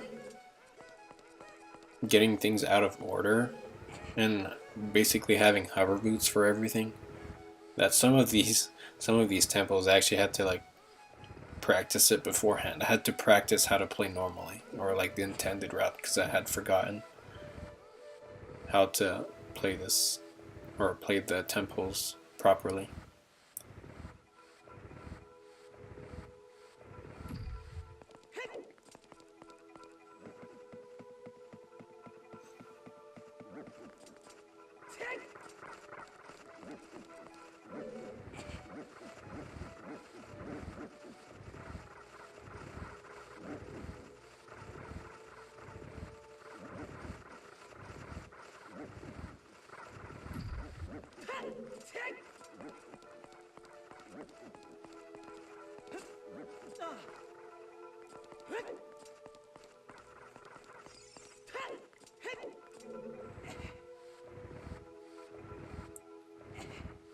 Okay, so that's the block maze.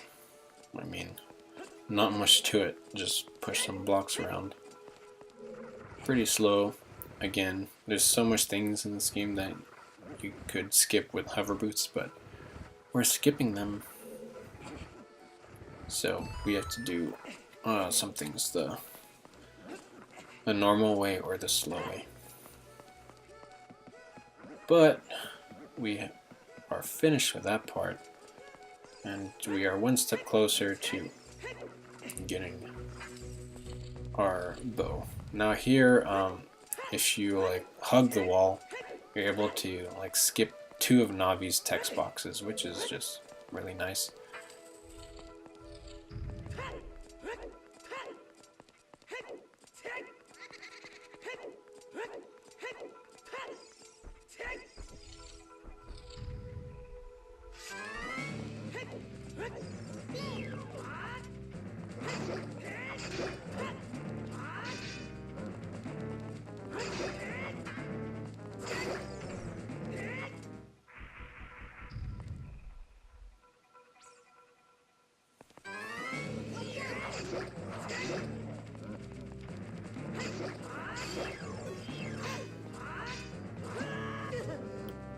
Okay, so obviously, after defeating the 3 Stalfos, then the bow chest spawns, and we're finally able to collect it, or get the bow. But you might be asking, well, you've already, used up 4 equips, so what the hell's the point of getting the bow if you can't equip it? And to that I say, don't worry. It'll come up. It's very important that we have the bow. I know it sounds kind of odd that we get it even though we can't equip it, but it's crucial. So finally we got the bow. Now we save quit, and now we're gonna do the normal Bosky skip.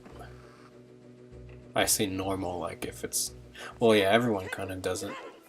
Everyone knows about it. Again, these hookshot tricks are a lot more finicky when your hookshot is on a touch screen. Touch screen or bottom screen. Touch button, that's what I meant to say. Oh my gosh. So yeah, obviously I got it first try there, but it's because it was spliced. Because a lot of these tricks are really, like, the timing is off, or just a lot different when your button is on touchscreen.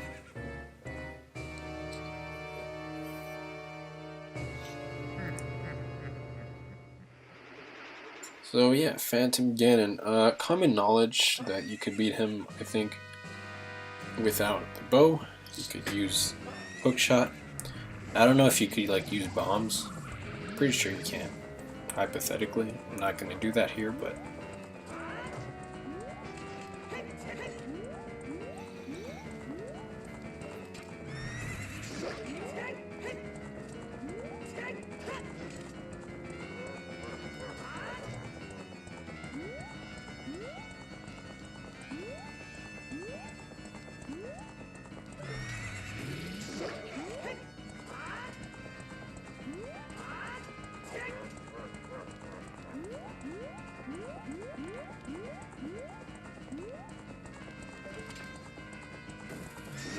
okay.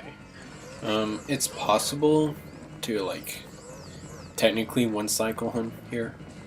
If you do this trick where you hit the hook shot and then you hit him right after. But I find that trick kind of difficult. And on top of that, that's when I have my regular equips set, not hook shot on touchscreen. So I didn't even bother with it this time around.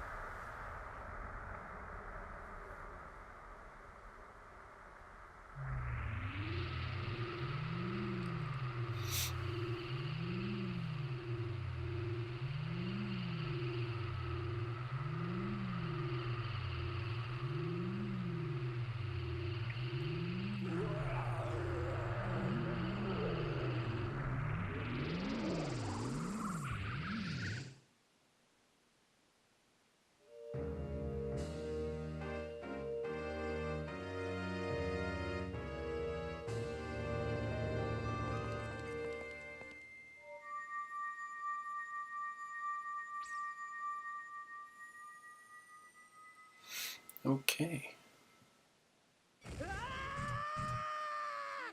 Okay. I had to put that in there. Makes me laugh every time. So yeah, cutscene gone. Now, I actually forget where we're going. I think I know. Probably Water Temple, which is by far the craziest temple in this run. It is sick.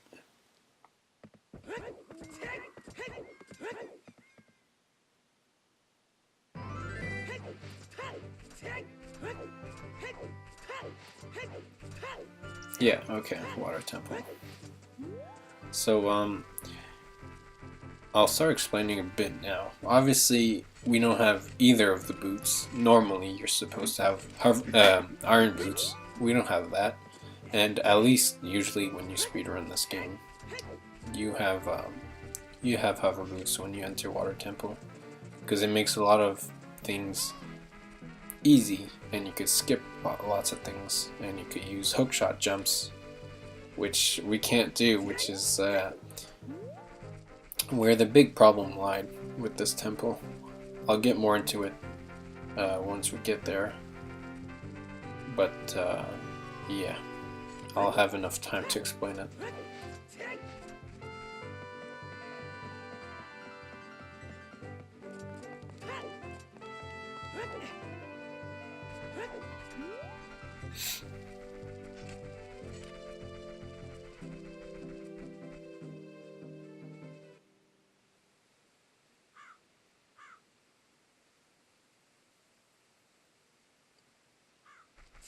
Okay, so the way we're gonna enter Water Temple obviously is different because we don't have iron boots on. So what we could do is a ledge clip over here. Now, a ledge clip is that, which is pretty cool. Basically, if you target on the first frame that Link grabs the ledge, you'll actually end up grabbing it from the inside. So if you let go, you fall out of bounds. So we fall out of bounds, and we actually hit some water that's out of bounds. And from there, we could swim all the way around.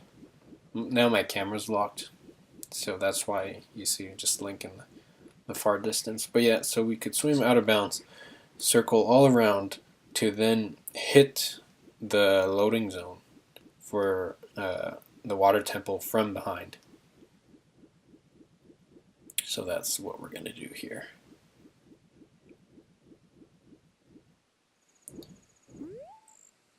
There we go. Alright. Water Temple. Now this is probably the best part of the run. Anyway, it was my favorite dungeon to do. So lots of stuff happens here. So here's the problem. Since we don't have hover boots or any boots, there's no way to do a hookshot jump. Actually, give me a second. I'm just gonna let this play out. Ledge clip. We ledge clip there, and we make our way swim out of bounds. And with this, we can actually reach the room where you lower the water level. You just fall. There, you're gonna fall. Now you go back in there, and now the water kind of turns greenish, which means you spawned, or you hit the loading trigger to spawn the room. So now you could swim back in it, and everything's gonna be normal, like Ruto's there and everything. So yeah, as I was saying, the thing, since you don't have any boots, you cannot do a hookshot jump to skip the long shot, which means a long shot is required. And to get to the long shot, you need 2 keys. So getting 2 keys without any boots is doable. The problem was, after you get the long shot, you need another 2 keys to get to the boss key. And that's where the problem lies. For a while at least, until huge shoutouts to Gabby. We kind of pulled an all-nighter together, and we went crazy on Water Temple, and he did most of the job, but we found a way to get the two last keys we needed to get to the boss key. So that's key number 1. There's going to be a lot of save quitting in Water Temple. So we got 1 key now. Now, yeah, we're going to get 2nd key. It's right below us. So I'm just going to bounce myself in midair so I get hit backwards. I fall. Now I'm going to use a hookshot clip again. L target. My arm kind of goes through the fence or the gate, and I'm able to hookshot the target there. Now same thing, hookshot clip here through the wall, and there's actually a chest, small key chest on the other side. It's pretty finicky because you're doing it blind, you can't see anything, but there you go. I skip the chest, skip moving the block, and there you go. That's 2 keys. So yeah, that was the easy part. Now we're gonna go get the long shot, kind of the normal way. Over here, there's no way to get there, but I have to do a mega flip with the bomb chew. And then from there again, I have to do a bomb boost to barely be able to reach where the water level raising level 3 is. So grab that.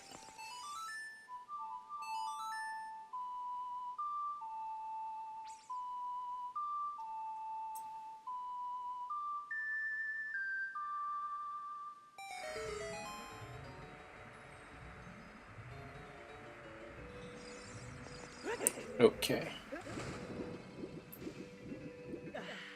So from here on out until the long shot, it's normal gameplay basically.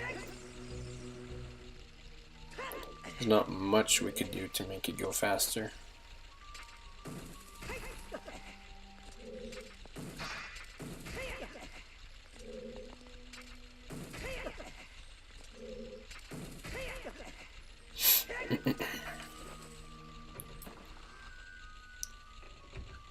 This room in particular, it's really slow, but you know,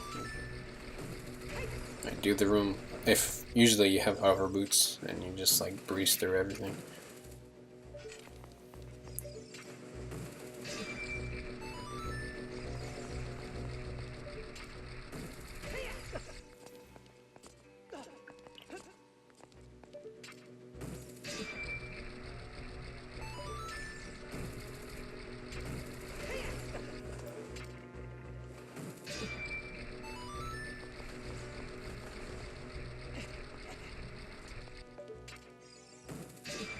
Alright. Here, just hookshot the like. past. Now, Dark Link. Pretty hard boss casually, but if you know what you're doing, pretty easy. There's some tricks you could do to make the fight pretty simple, which is what I'm going to show off here. If you target and kind of hit him from the back, I don't know why exactly it works, but yeah, basically when he comes to you, you hit him, and yeah, you make a joke out of him. So really nice, easy fight.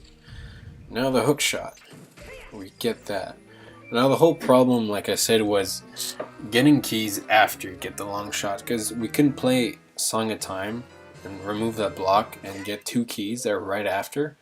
However, there's like a arrow eye switch that's blocking us. Now we do have the bow, but we don't want to equip it, obviously, because that would waste an equip, and we're already at 4. So we had to find a way to get 2 more keys with the equips we have, and we do some pretty crazy stuff. So first things first, we're gonna again bomb boost to the ledge here, so we can ledge clip again out of bounds, and we want to lower the water level again, so that's what we're going to go do.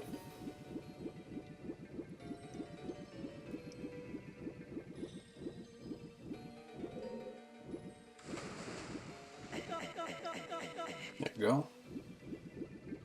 It loads. Okay.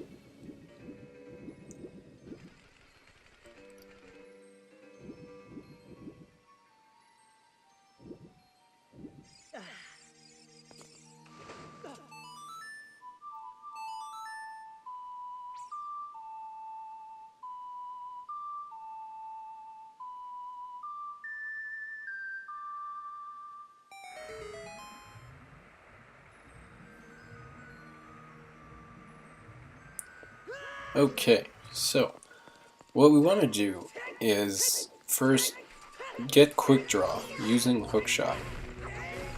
So pull out a hook shot, and using this little pond here, backflip and quick draw hammer. And so what that allows us to do, and the reason we got the bow to begin with, is that with hammer we can actually shoot arrows, and we wouldn't be able to shoot arrows if it wasn't for the fact that we got the bow, even if it's not equipped. So that's the entire reason we went out of our way just to get the bow in the first place. Now, thing to note is you can quick draw, like using slingshot and then your sword, but for some reason, if you shoot arrows with your sword as quick draw, the arrows do not catch fire. They only catch fire if you quick draw with your hammer. So that's the other reason we actually needed the hammer. So it's very convenient that we already had it equipped. So that's key number 1. Number 2 here, we're going to do the same thing again. We're going to quick draw the hammer, and I killed all the enemies beforehand so they don't interrupt us. So there you go. So I could use hook shot because it's already out. By the way, to shoot arrows like that, I have to basically press the hammer before, right before I land in the water, and then I have to backflip, as you'll see here. Press it, and then backflip again, press it again, hold it, and then side hop, release the button, I shoot an arrow. It catches fire only because it's hammer, not sword. Now here, since we're inside, I could ledge clip, go in the water. Now nothing's loaded, but if I fall off the edge of the water, I come back in, I'm able to hit the loading trigger right outside of the corridor to load the next room, which means now the chest is loaded, so I could swim up to it out of bounds, go back in bounds, and reach the chest, which is completely ridiculous. Huge shout out again to Gabby for finding that. So with that, we now have our fourth small key, the 2 extra we needed to go and get the boss key. Fun fact, this is actually like I think it's the only temple in the entire game that doesn't have a boss key skip. I mean, you can warp to Morpha, but I mean, within the temple, there is no boss key skip. So we had to get the boss key no matter what. Even if we had like hover boots and we were able to like do a hookshot jump, we would have still had to get the boss key. Here, I want to line myself up to do a bomb boost jump, and I could reach the platform over there. I don't have to do this, because even if I go all the way around, there is no need for iron boots anywhere. So this isn't required, but obviously it's much faster. Now here, if you climb the ledge, jump off, it gives you just enough like sinking like distance so that you're able to go under that little platform and use the final small key to reach the boss key. Holy moly, that was a lot of stuff.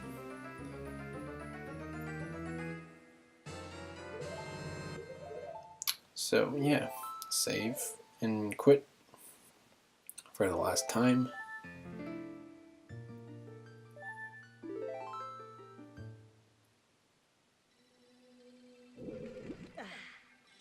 Alright.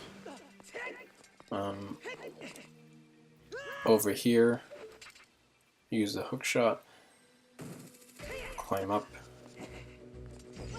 Actually, forgot to mention, when we used the hook shot to climb up to the middle like tower, then use action swap fire arrow there, we could only do it after we got the long shot, because well, the hook shot doesn't reach the hook shot pin that's on the second floor. Anyway, so with that, we do our final bomb boost jump, raise the water level back up a final time, and that raises the statue that's on the other side, and then we're able to get to it with the long shot and go fight Morpha as intended.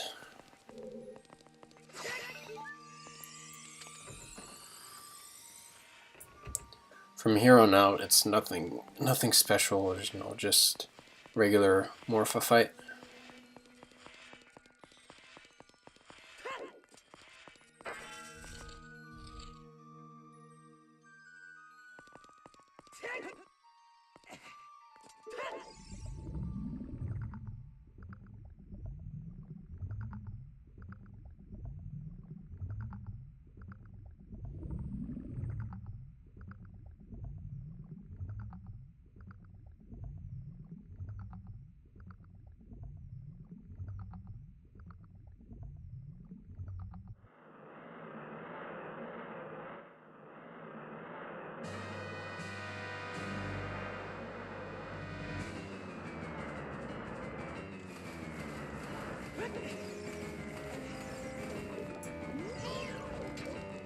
So this is very common. Obviously, a lot of people know about it, but you can use your hook shot or long shot, whatever, and get Morpha into a corner, and you repeatedly attack her, and she can't escape. So you can easily defeat her, no problem there. And okay, so yeah, that was Water Temple. That was definitely the one thing those 2 keys that kept us from, well, that kept me from making this run in the first place, because I was always at 5 equips, and with some route changes and stuff, and I knew that if we could manage to pull this off, then 4 equips would be possible.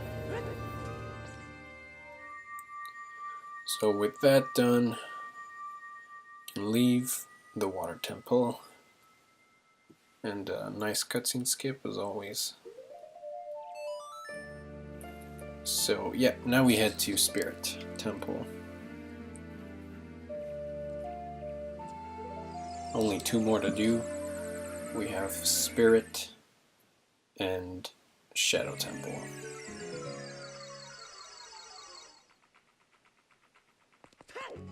So another one of my, I guess you could say, route mistakes.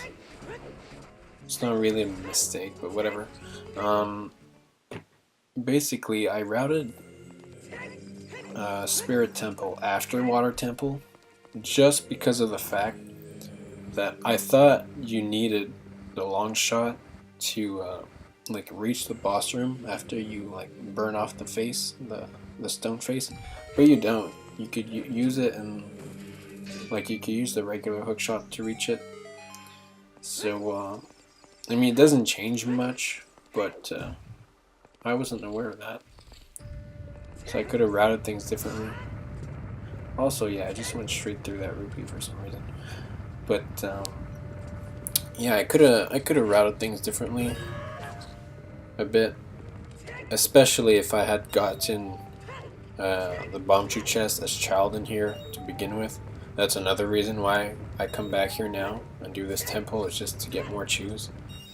And again, I don't know why I didn't get them as a child, but whatever.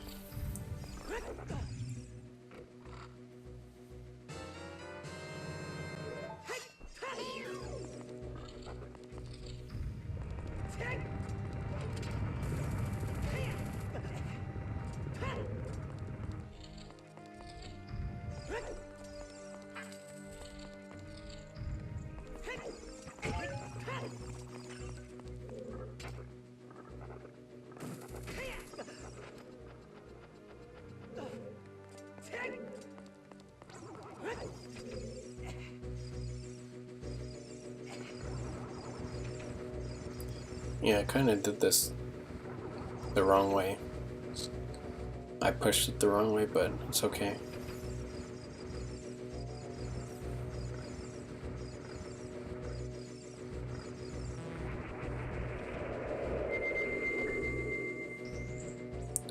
I don't know which way's faster. I assume it's the other way, because everyone does it the other way, but it didn't seem that much slower.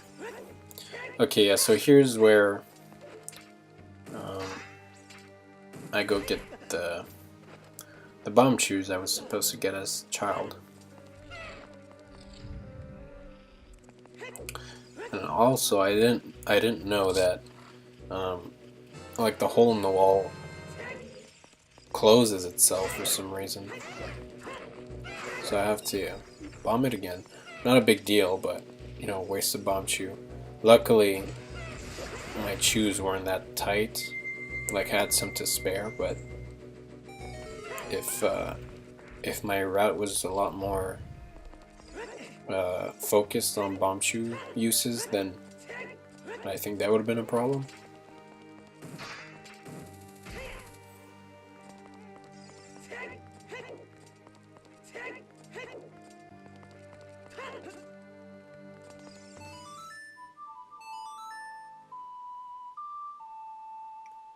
I just noticed I should have got this chest, the small key chest, first, and then jump to get the chews. I just did like two back and forths instead of just one. That's what happens when you don't route properly, or when you haven't played the dungeon normally in forever. Okay, so got the small key. Now this room kind of trolled me. I completely forgot how to how to burn them. I mean, it's done right here, but that's because I spliced it, obviously. It probably took me a good 10 minutes to figure out how they work.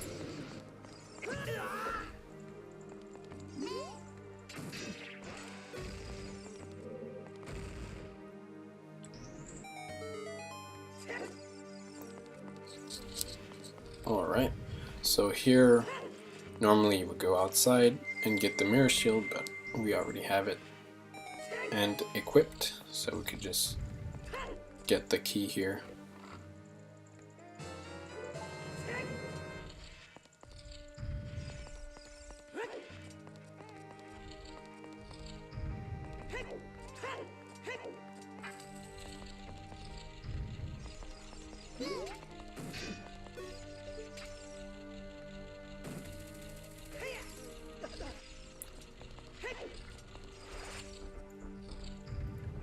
Coming up is a nice little trick. Basically, in the room up ahead, there's a boss key, but you can kind of get it early, I guess, if you could say it like that. There's torch slugs, and you can get hit by them and use your invincibility frames to open the chest, even though it's like obviously surrounded by fire. So you kind of skipped a little puzzle in this room. And to be honest, I don't even know the puzzle in that room, how to fix it, because I don't think I've ever done it the right way. I've always just done the boss key skip thing like that, or the boss key early. So here, another section you don't really see often. So just obviously align all the light mirrors or reflectors so you get light in the central room.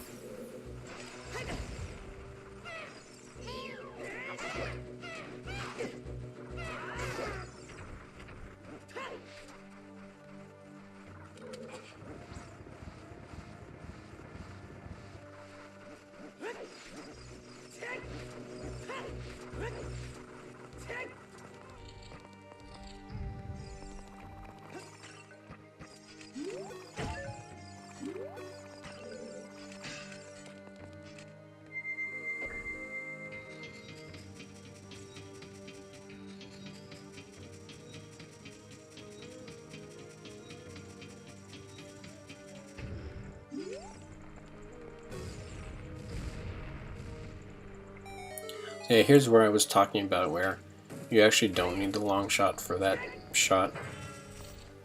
So I could have routed things differently, but it worked out nice in the end, regardless.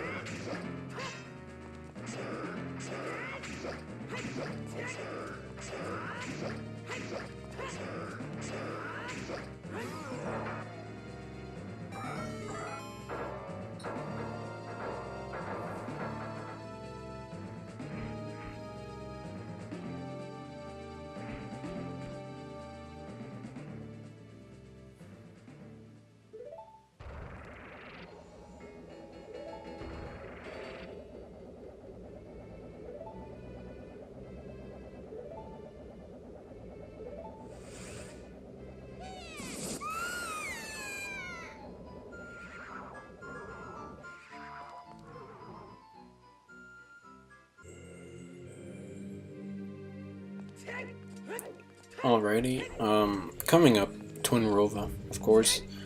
the only reason you need the mirror shield is to fight her. Well, since we don't have hover boots, we can't do bosses here either, but, you know, normally the only real reason you need mirror shield is to beat this boss. Also, you'll notice when I fight them is that usually you could do like this hookshot trick where you just basically spam the hookshot and like it makes them spin around, so they're easier to hit. However, with hookshot on a touch button, like I mentioned earlier, you can't like double tap it to retreat, or yeah, like it can't retract itself. So I tried using the trick, but quickly found out that you can't do it. So I think I just missed one cycle. The first one, I believe, because of that.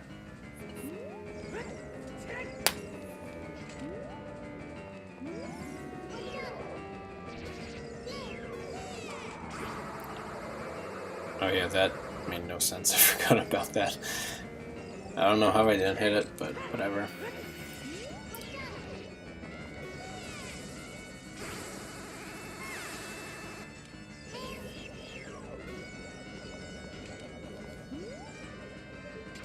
Yeah, I think I'll try the hookshot here. So yeah, I hit it once, but I can't retract it, so kind of no point in using it. But yeah, this fight, other than that, is, you know, the normal stuff.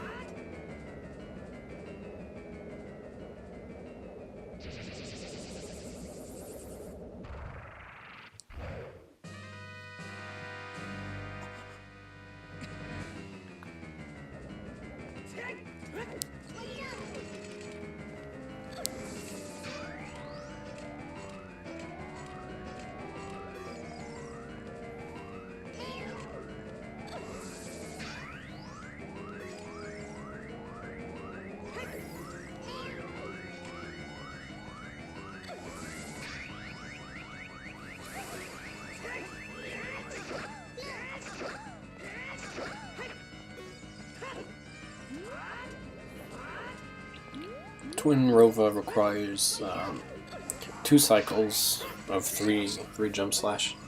I don't know if it's possible stun locker. I don't think so. Maybe with the big Goron sword. Yeah, I think it's possible to 1 cycle here with the big Goron sword, but obviously we don't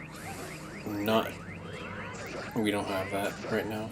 But yeah, 2 cycles and kill her. Basic stuff.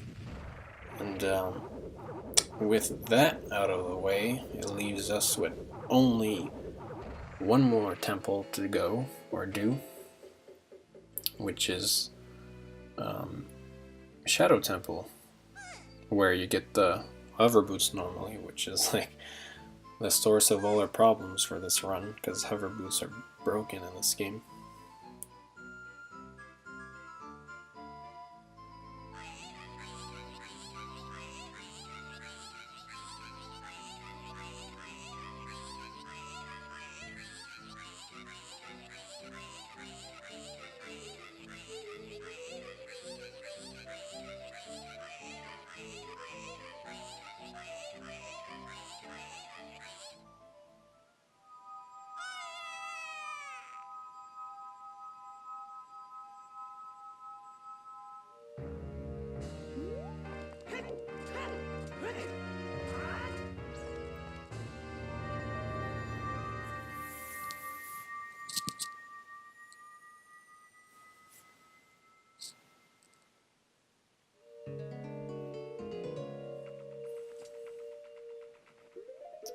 We're going to save quit here, just obviously to avoid a lot of backtracking. We get spawned temple time. From there, we're gonna go to Kakariko to get to the Shadow Temple.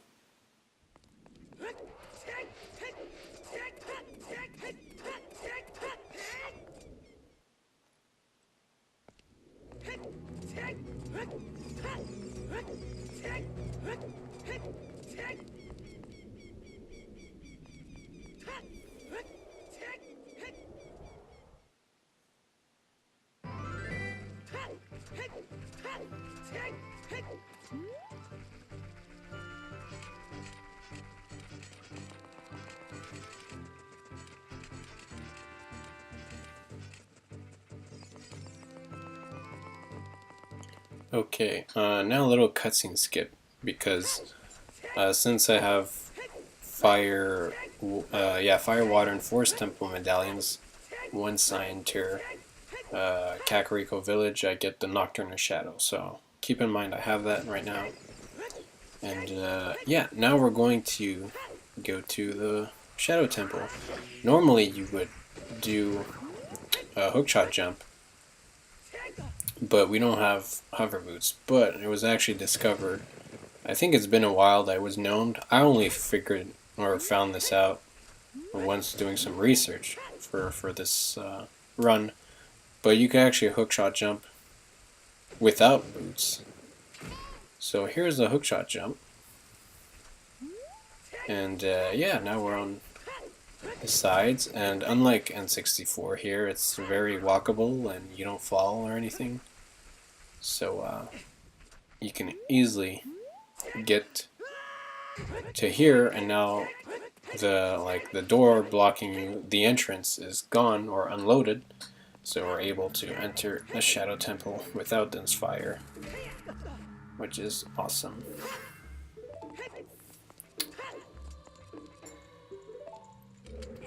Also, here something happens. I don't know what caused it at all, but basically, obviously using save states, I knew that it was going to be the second one here. But look what happens when I get it. Yeah, nothing. There's no, like, sound. So I don't know what caused that. But it opened. Like, that wasn't... I didn't, like, splice it in as the gate was opening. So I really don't know what happened there. Why I didn't get that sound. It was really weird. Anyway, we're able to mega flip using a bomb chew over the gap, skipping the hover boots. Over here we want to get a small key, and we could hookshot clip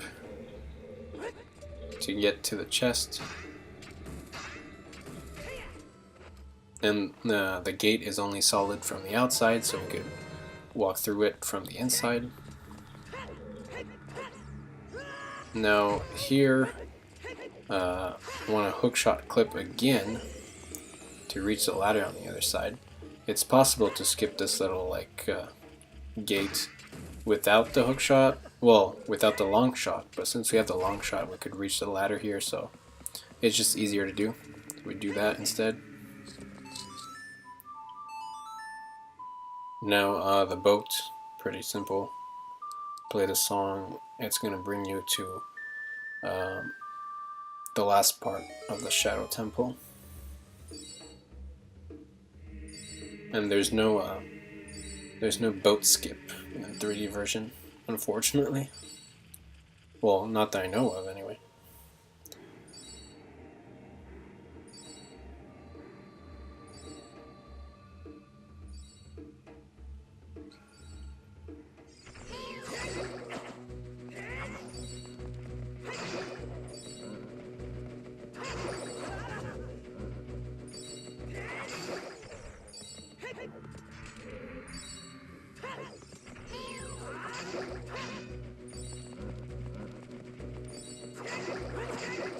Fighting the two Stalfos here is okay if I get hit, because I'm gonna want to die later on.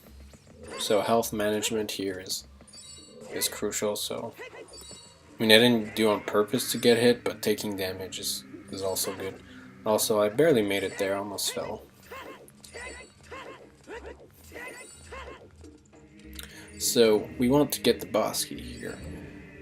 We have choose, so boss key skip is possible, is doable, but yeah, I'm not doing that because it's a pain in the ass. Here, we don't need Dense Fire. We can actually clip through the spikes. There we go. Get the boss key. So like I said, boss key skip is doable, but I'm not doing it. It's way too painful to do. Like it's a pain in the ass to pull off. So here I'm just waiting till the spikes close in on themselves. I void out, or I respawn, whatever. And I have a quarter heart, but it's all on purpose, like health management. Now here's the part where I said choose weren't needed necessarily for this run. So I forgot that since we have long shot right here, we could have just gotten Scarecrow's song as child, and then like go and get it when we pass by Water Temple, and because we could have just hookshot a Scarecrow and skip this, because this right here was the only reason, the one use where bomb chews were necessary in the entire run. And then I'm like, oh yeah, you could skip them because you have long shot now. So yeah, bad routing on my part, but I noticed this when it was like way too late. So I'm just like, you know what, whatever, it's fine. I'll go with the route I have now. But yeah, if I would have used bombs, obviously I would have never went and got bomb chews, so the run would have been a bit faster, but you know, nothing major, maybe just a couple minutes. Here I have to do a mega flip with a bomb chew onto the other side. I don't know if a bomb boost works, but there you go. And I actually got that first try blind. I was pretty happy about that. So there you go. That's the boss key. Now we're gonna fight Bongo. Okay, yeah. I don't know if you noticed there, but that was the worst splice I did in the entire run. Yeah, there was like 3 frames missing, and just like, I don't know. It was a terrible splice. I just couldn't get it to sync up or match up, so I gave up. Bongo, pretty easy. I mean, a bit more finicky than usual, just because, again, I have hookshot on a touch button and not a regular button, so I can't like retract it whenever I want. But it's not that hard. Just hookshot him when he comes and jump slash him. I'm aware that you could like stun lock him, but I don't know how to do that. So we're gonna 3-cycle him, I think.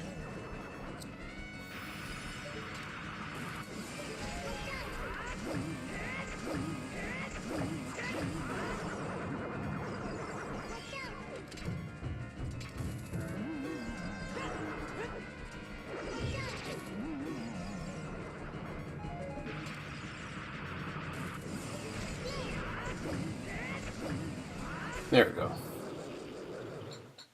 So, that's all the dungeons, but we still need to go fight Ganon, and we don't have light arrows. Nor, we don't have them, and we won't equip them either. So, we'll get there.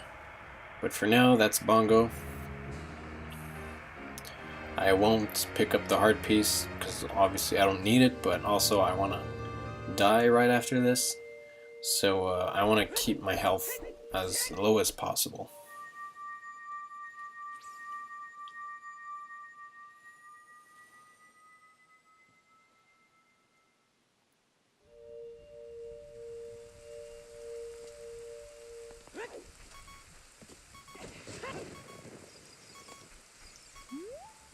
Okay, so from here, what we're gonna want to do is perform Death Hold Wrong Warp. And if you don't know what that is, well, you're in for a treat. But if you do, well, it's basic stuff. But yeah, so we're gonna want to come here and just make this tricky jump. You can make it on top here. Go in this grotto to get a fish, because we'll need a fish for bottle stuff after. We'll come back out. Now we want to die as we enter a grotto. So luckily here, the sledge is perfectly placed so that if you get like your little short hop, if you kill yourself in midair, it perfectly aligns and you fall in the hole. So I fell in the hole, I quit the game, and now I get a game over while I'm in Lakeside Lab. So from here, obviously my bottom screen is like dimmed now. I could only use my buttons on my X, Y, and B button. So that's why I placed bottle there, because I can't use it if it were on a touch button since it's dimmed. Now I catch a fish. I use quick draw, and basically that enables me to use Ocarina items. So I played Ocarina with my sword. I used Nocturne of Shadow, which I got earlier, and that brings me to the tower escape collapse. Tower collapse, yeah. So we're at the end of the game, which is really nice. We get to skip light arrows and Ganon's tower altogether. Now my bottom screen is still glitched. We're still in like a glitch mode. However, once I enter this cutscene, everything is back to normal. So yeah, I have my bottom screen back now, and all there's left is to beat Ganon.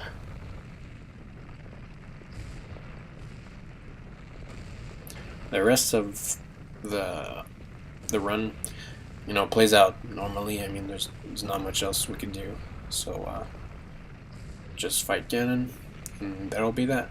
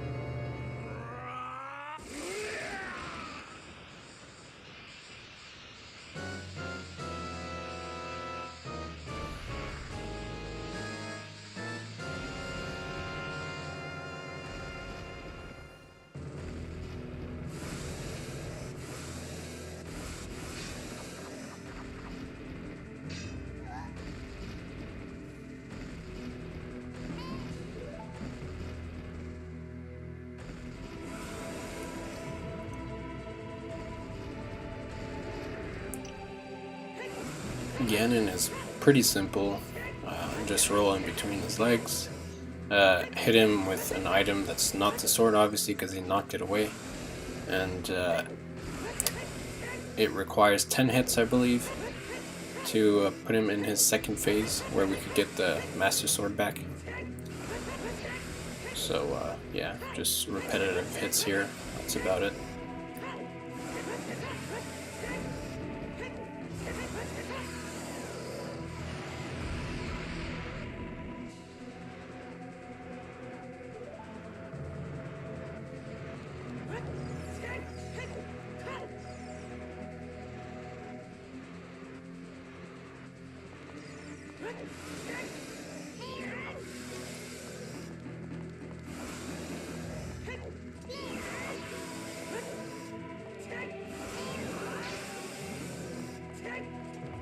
Camera can kind of work against you sometimes, so gotta be safe, because if I got hit once I would die. Ganon does 4 hearts, I believe, or 8, I don't remember. I think 8 is Master Quest or something. Anyway, yeah, so with that, we are able to deal the final blow.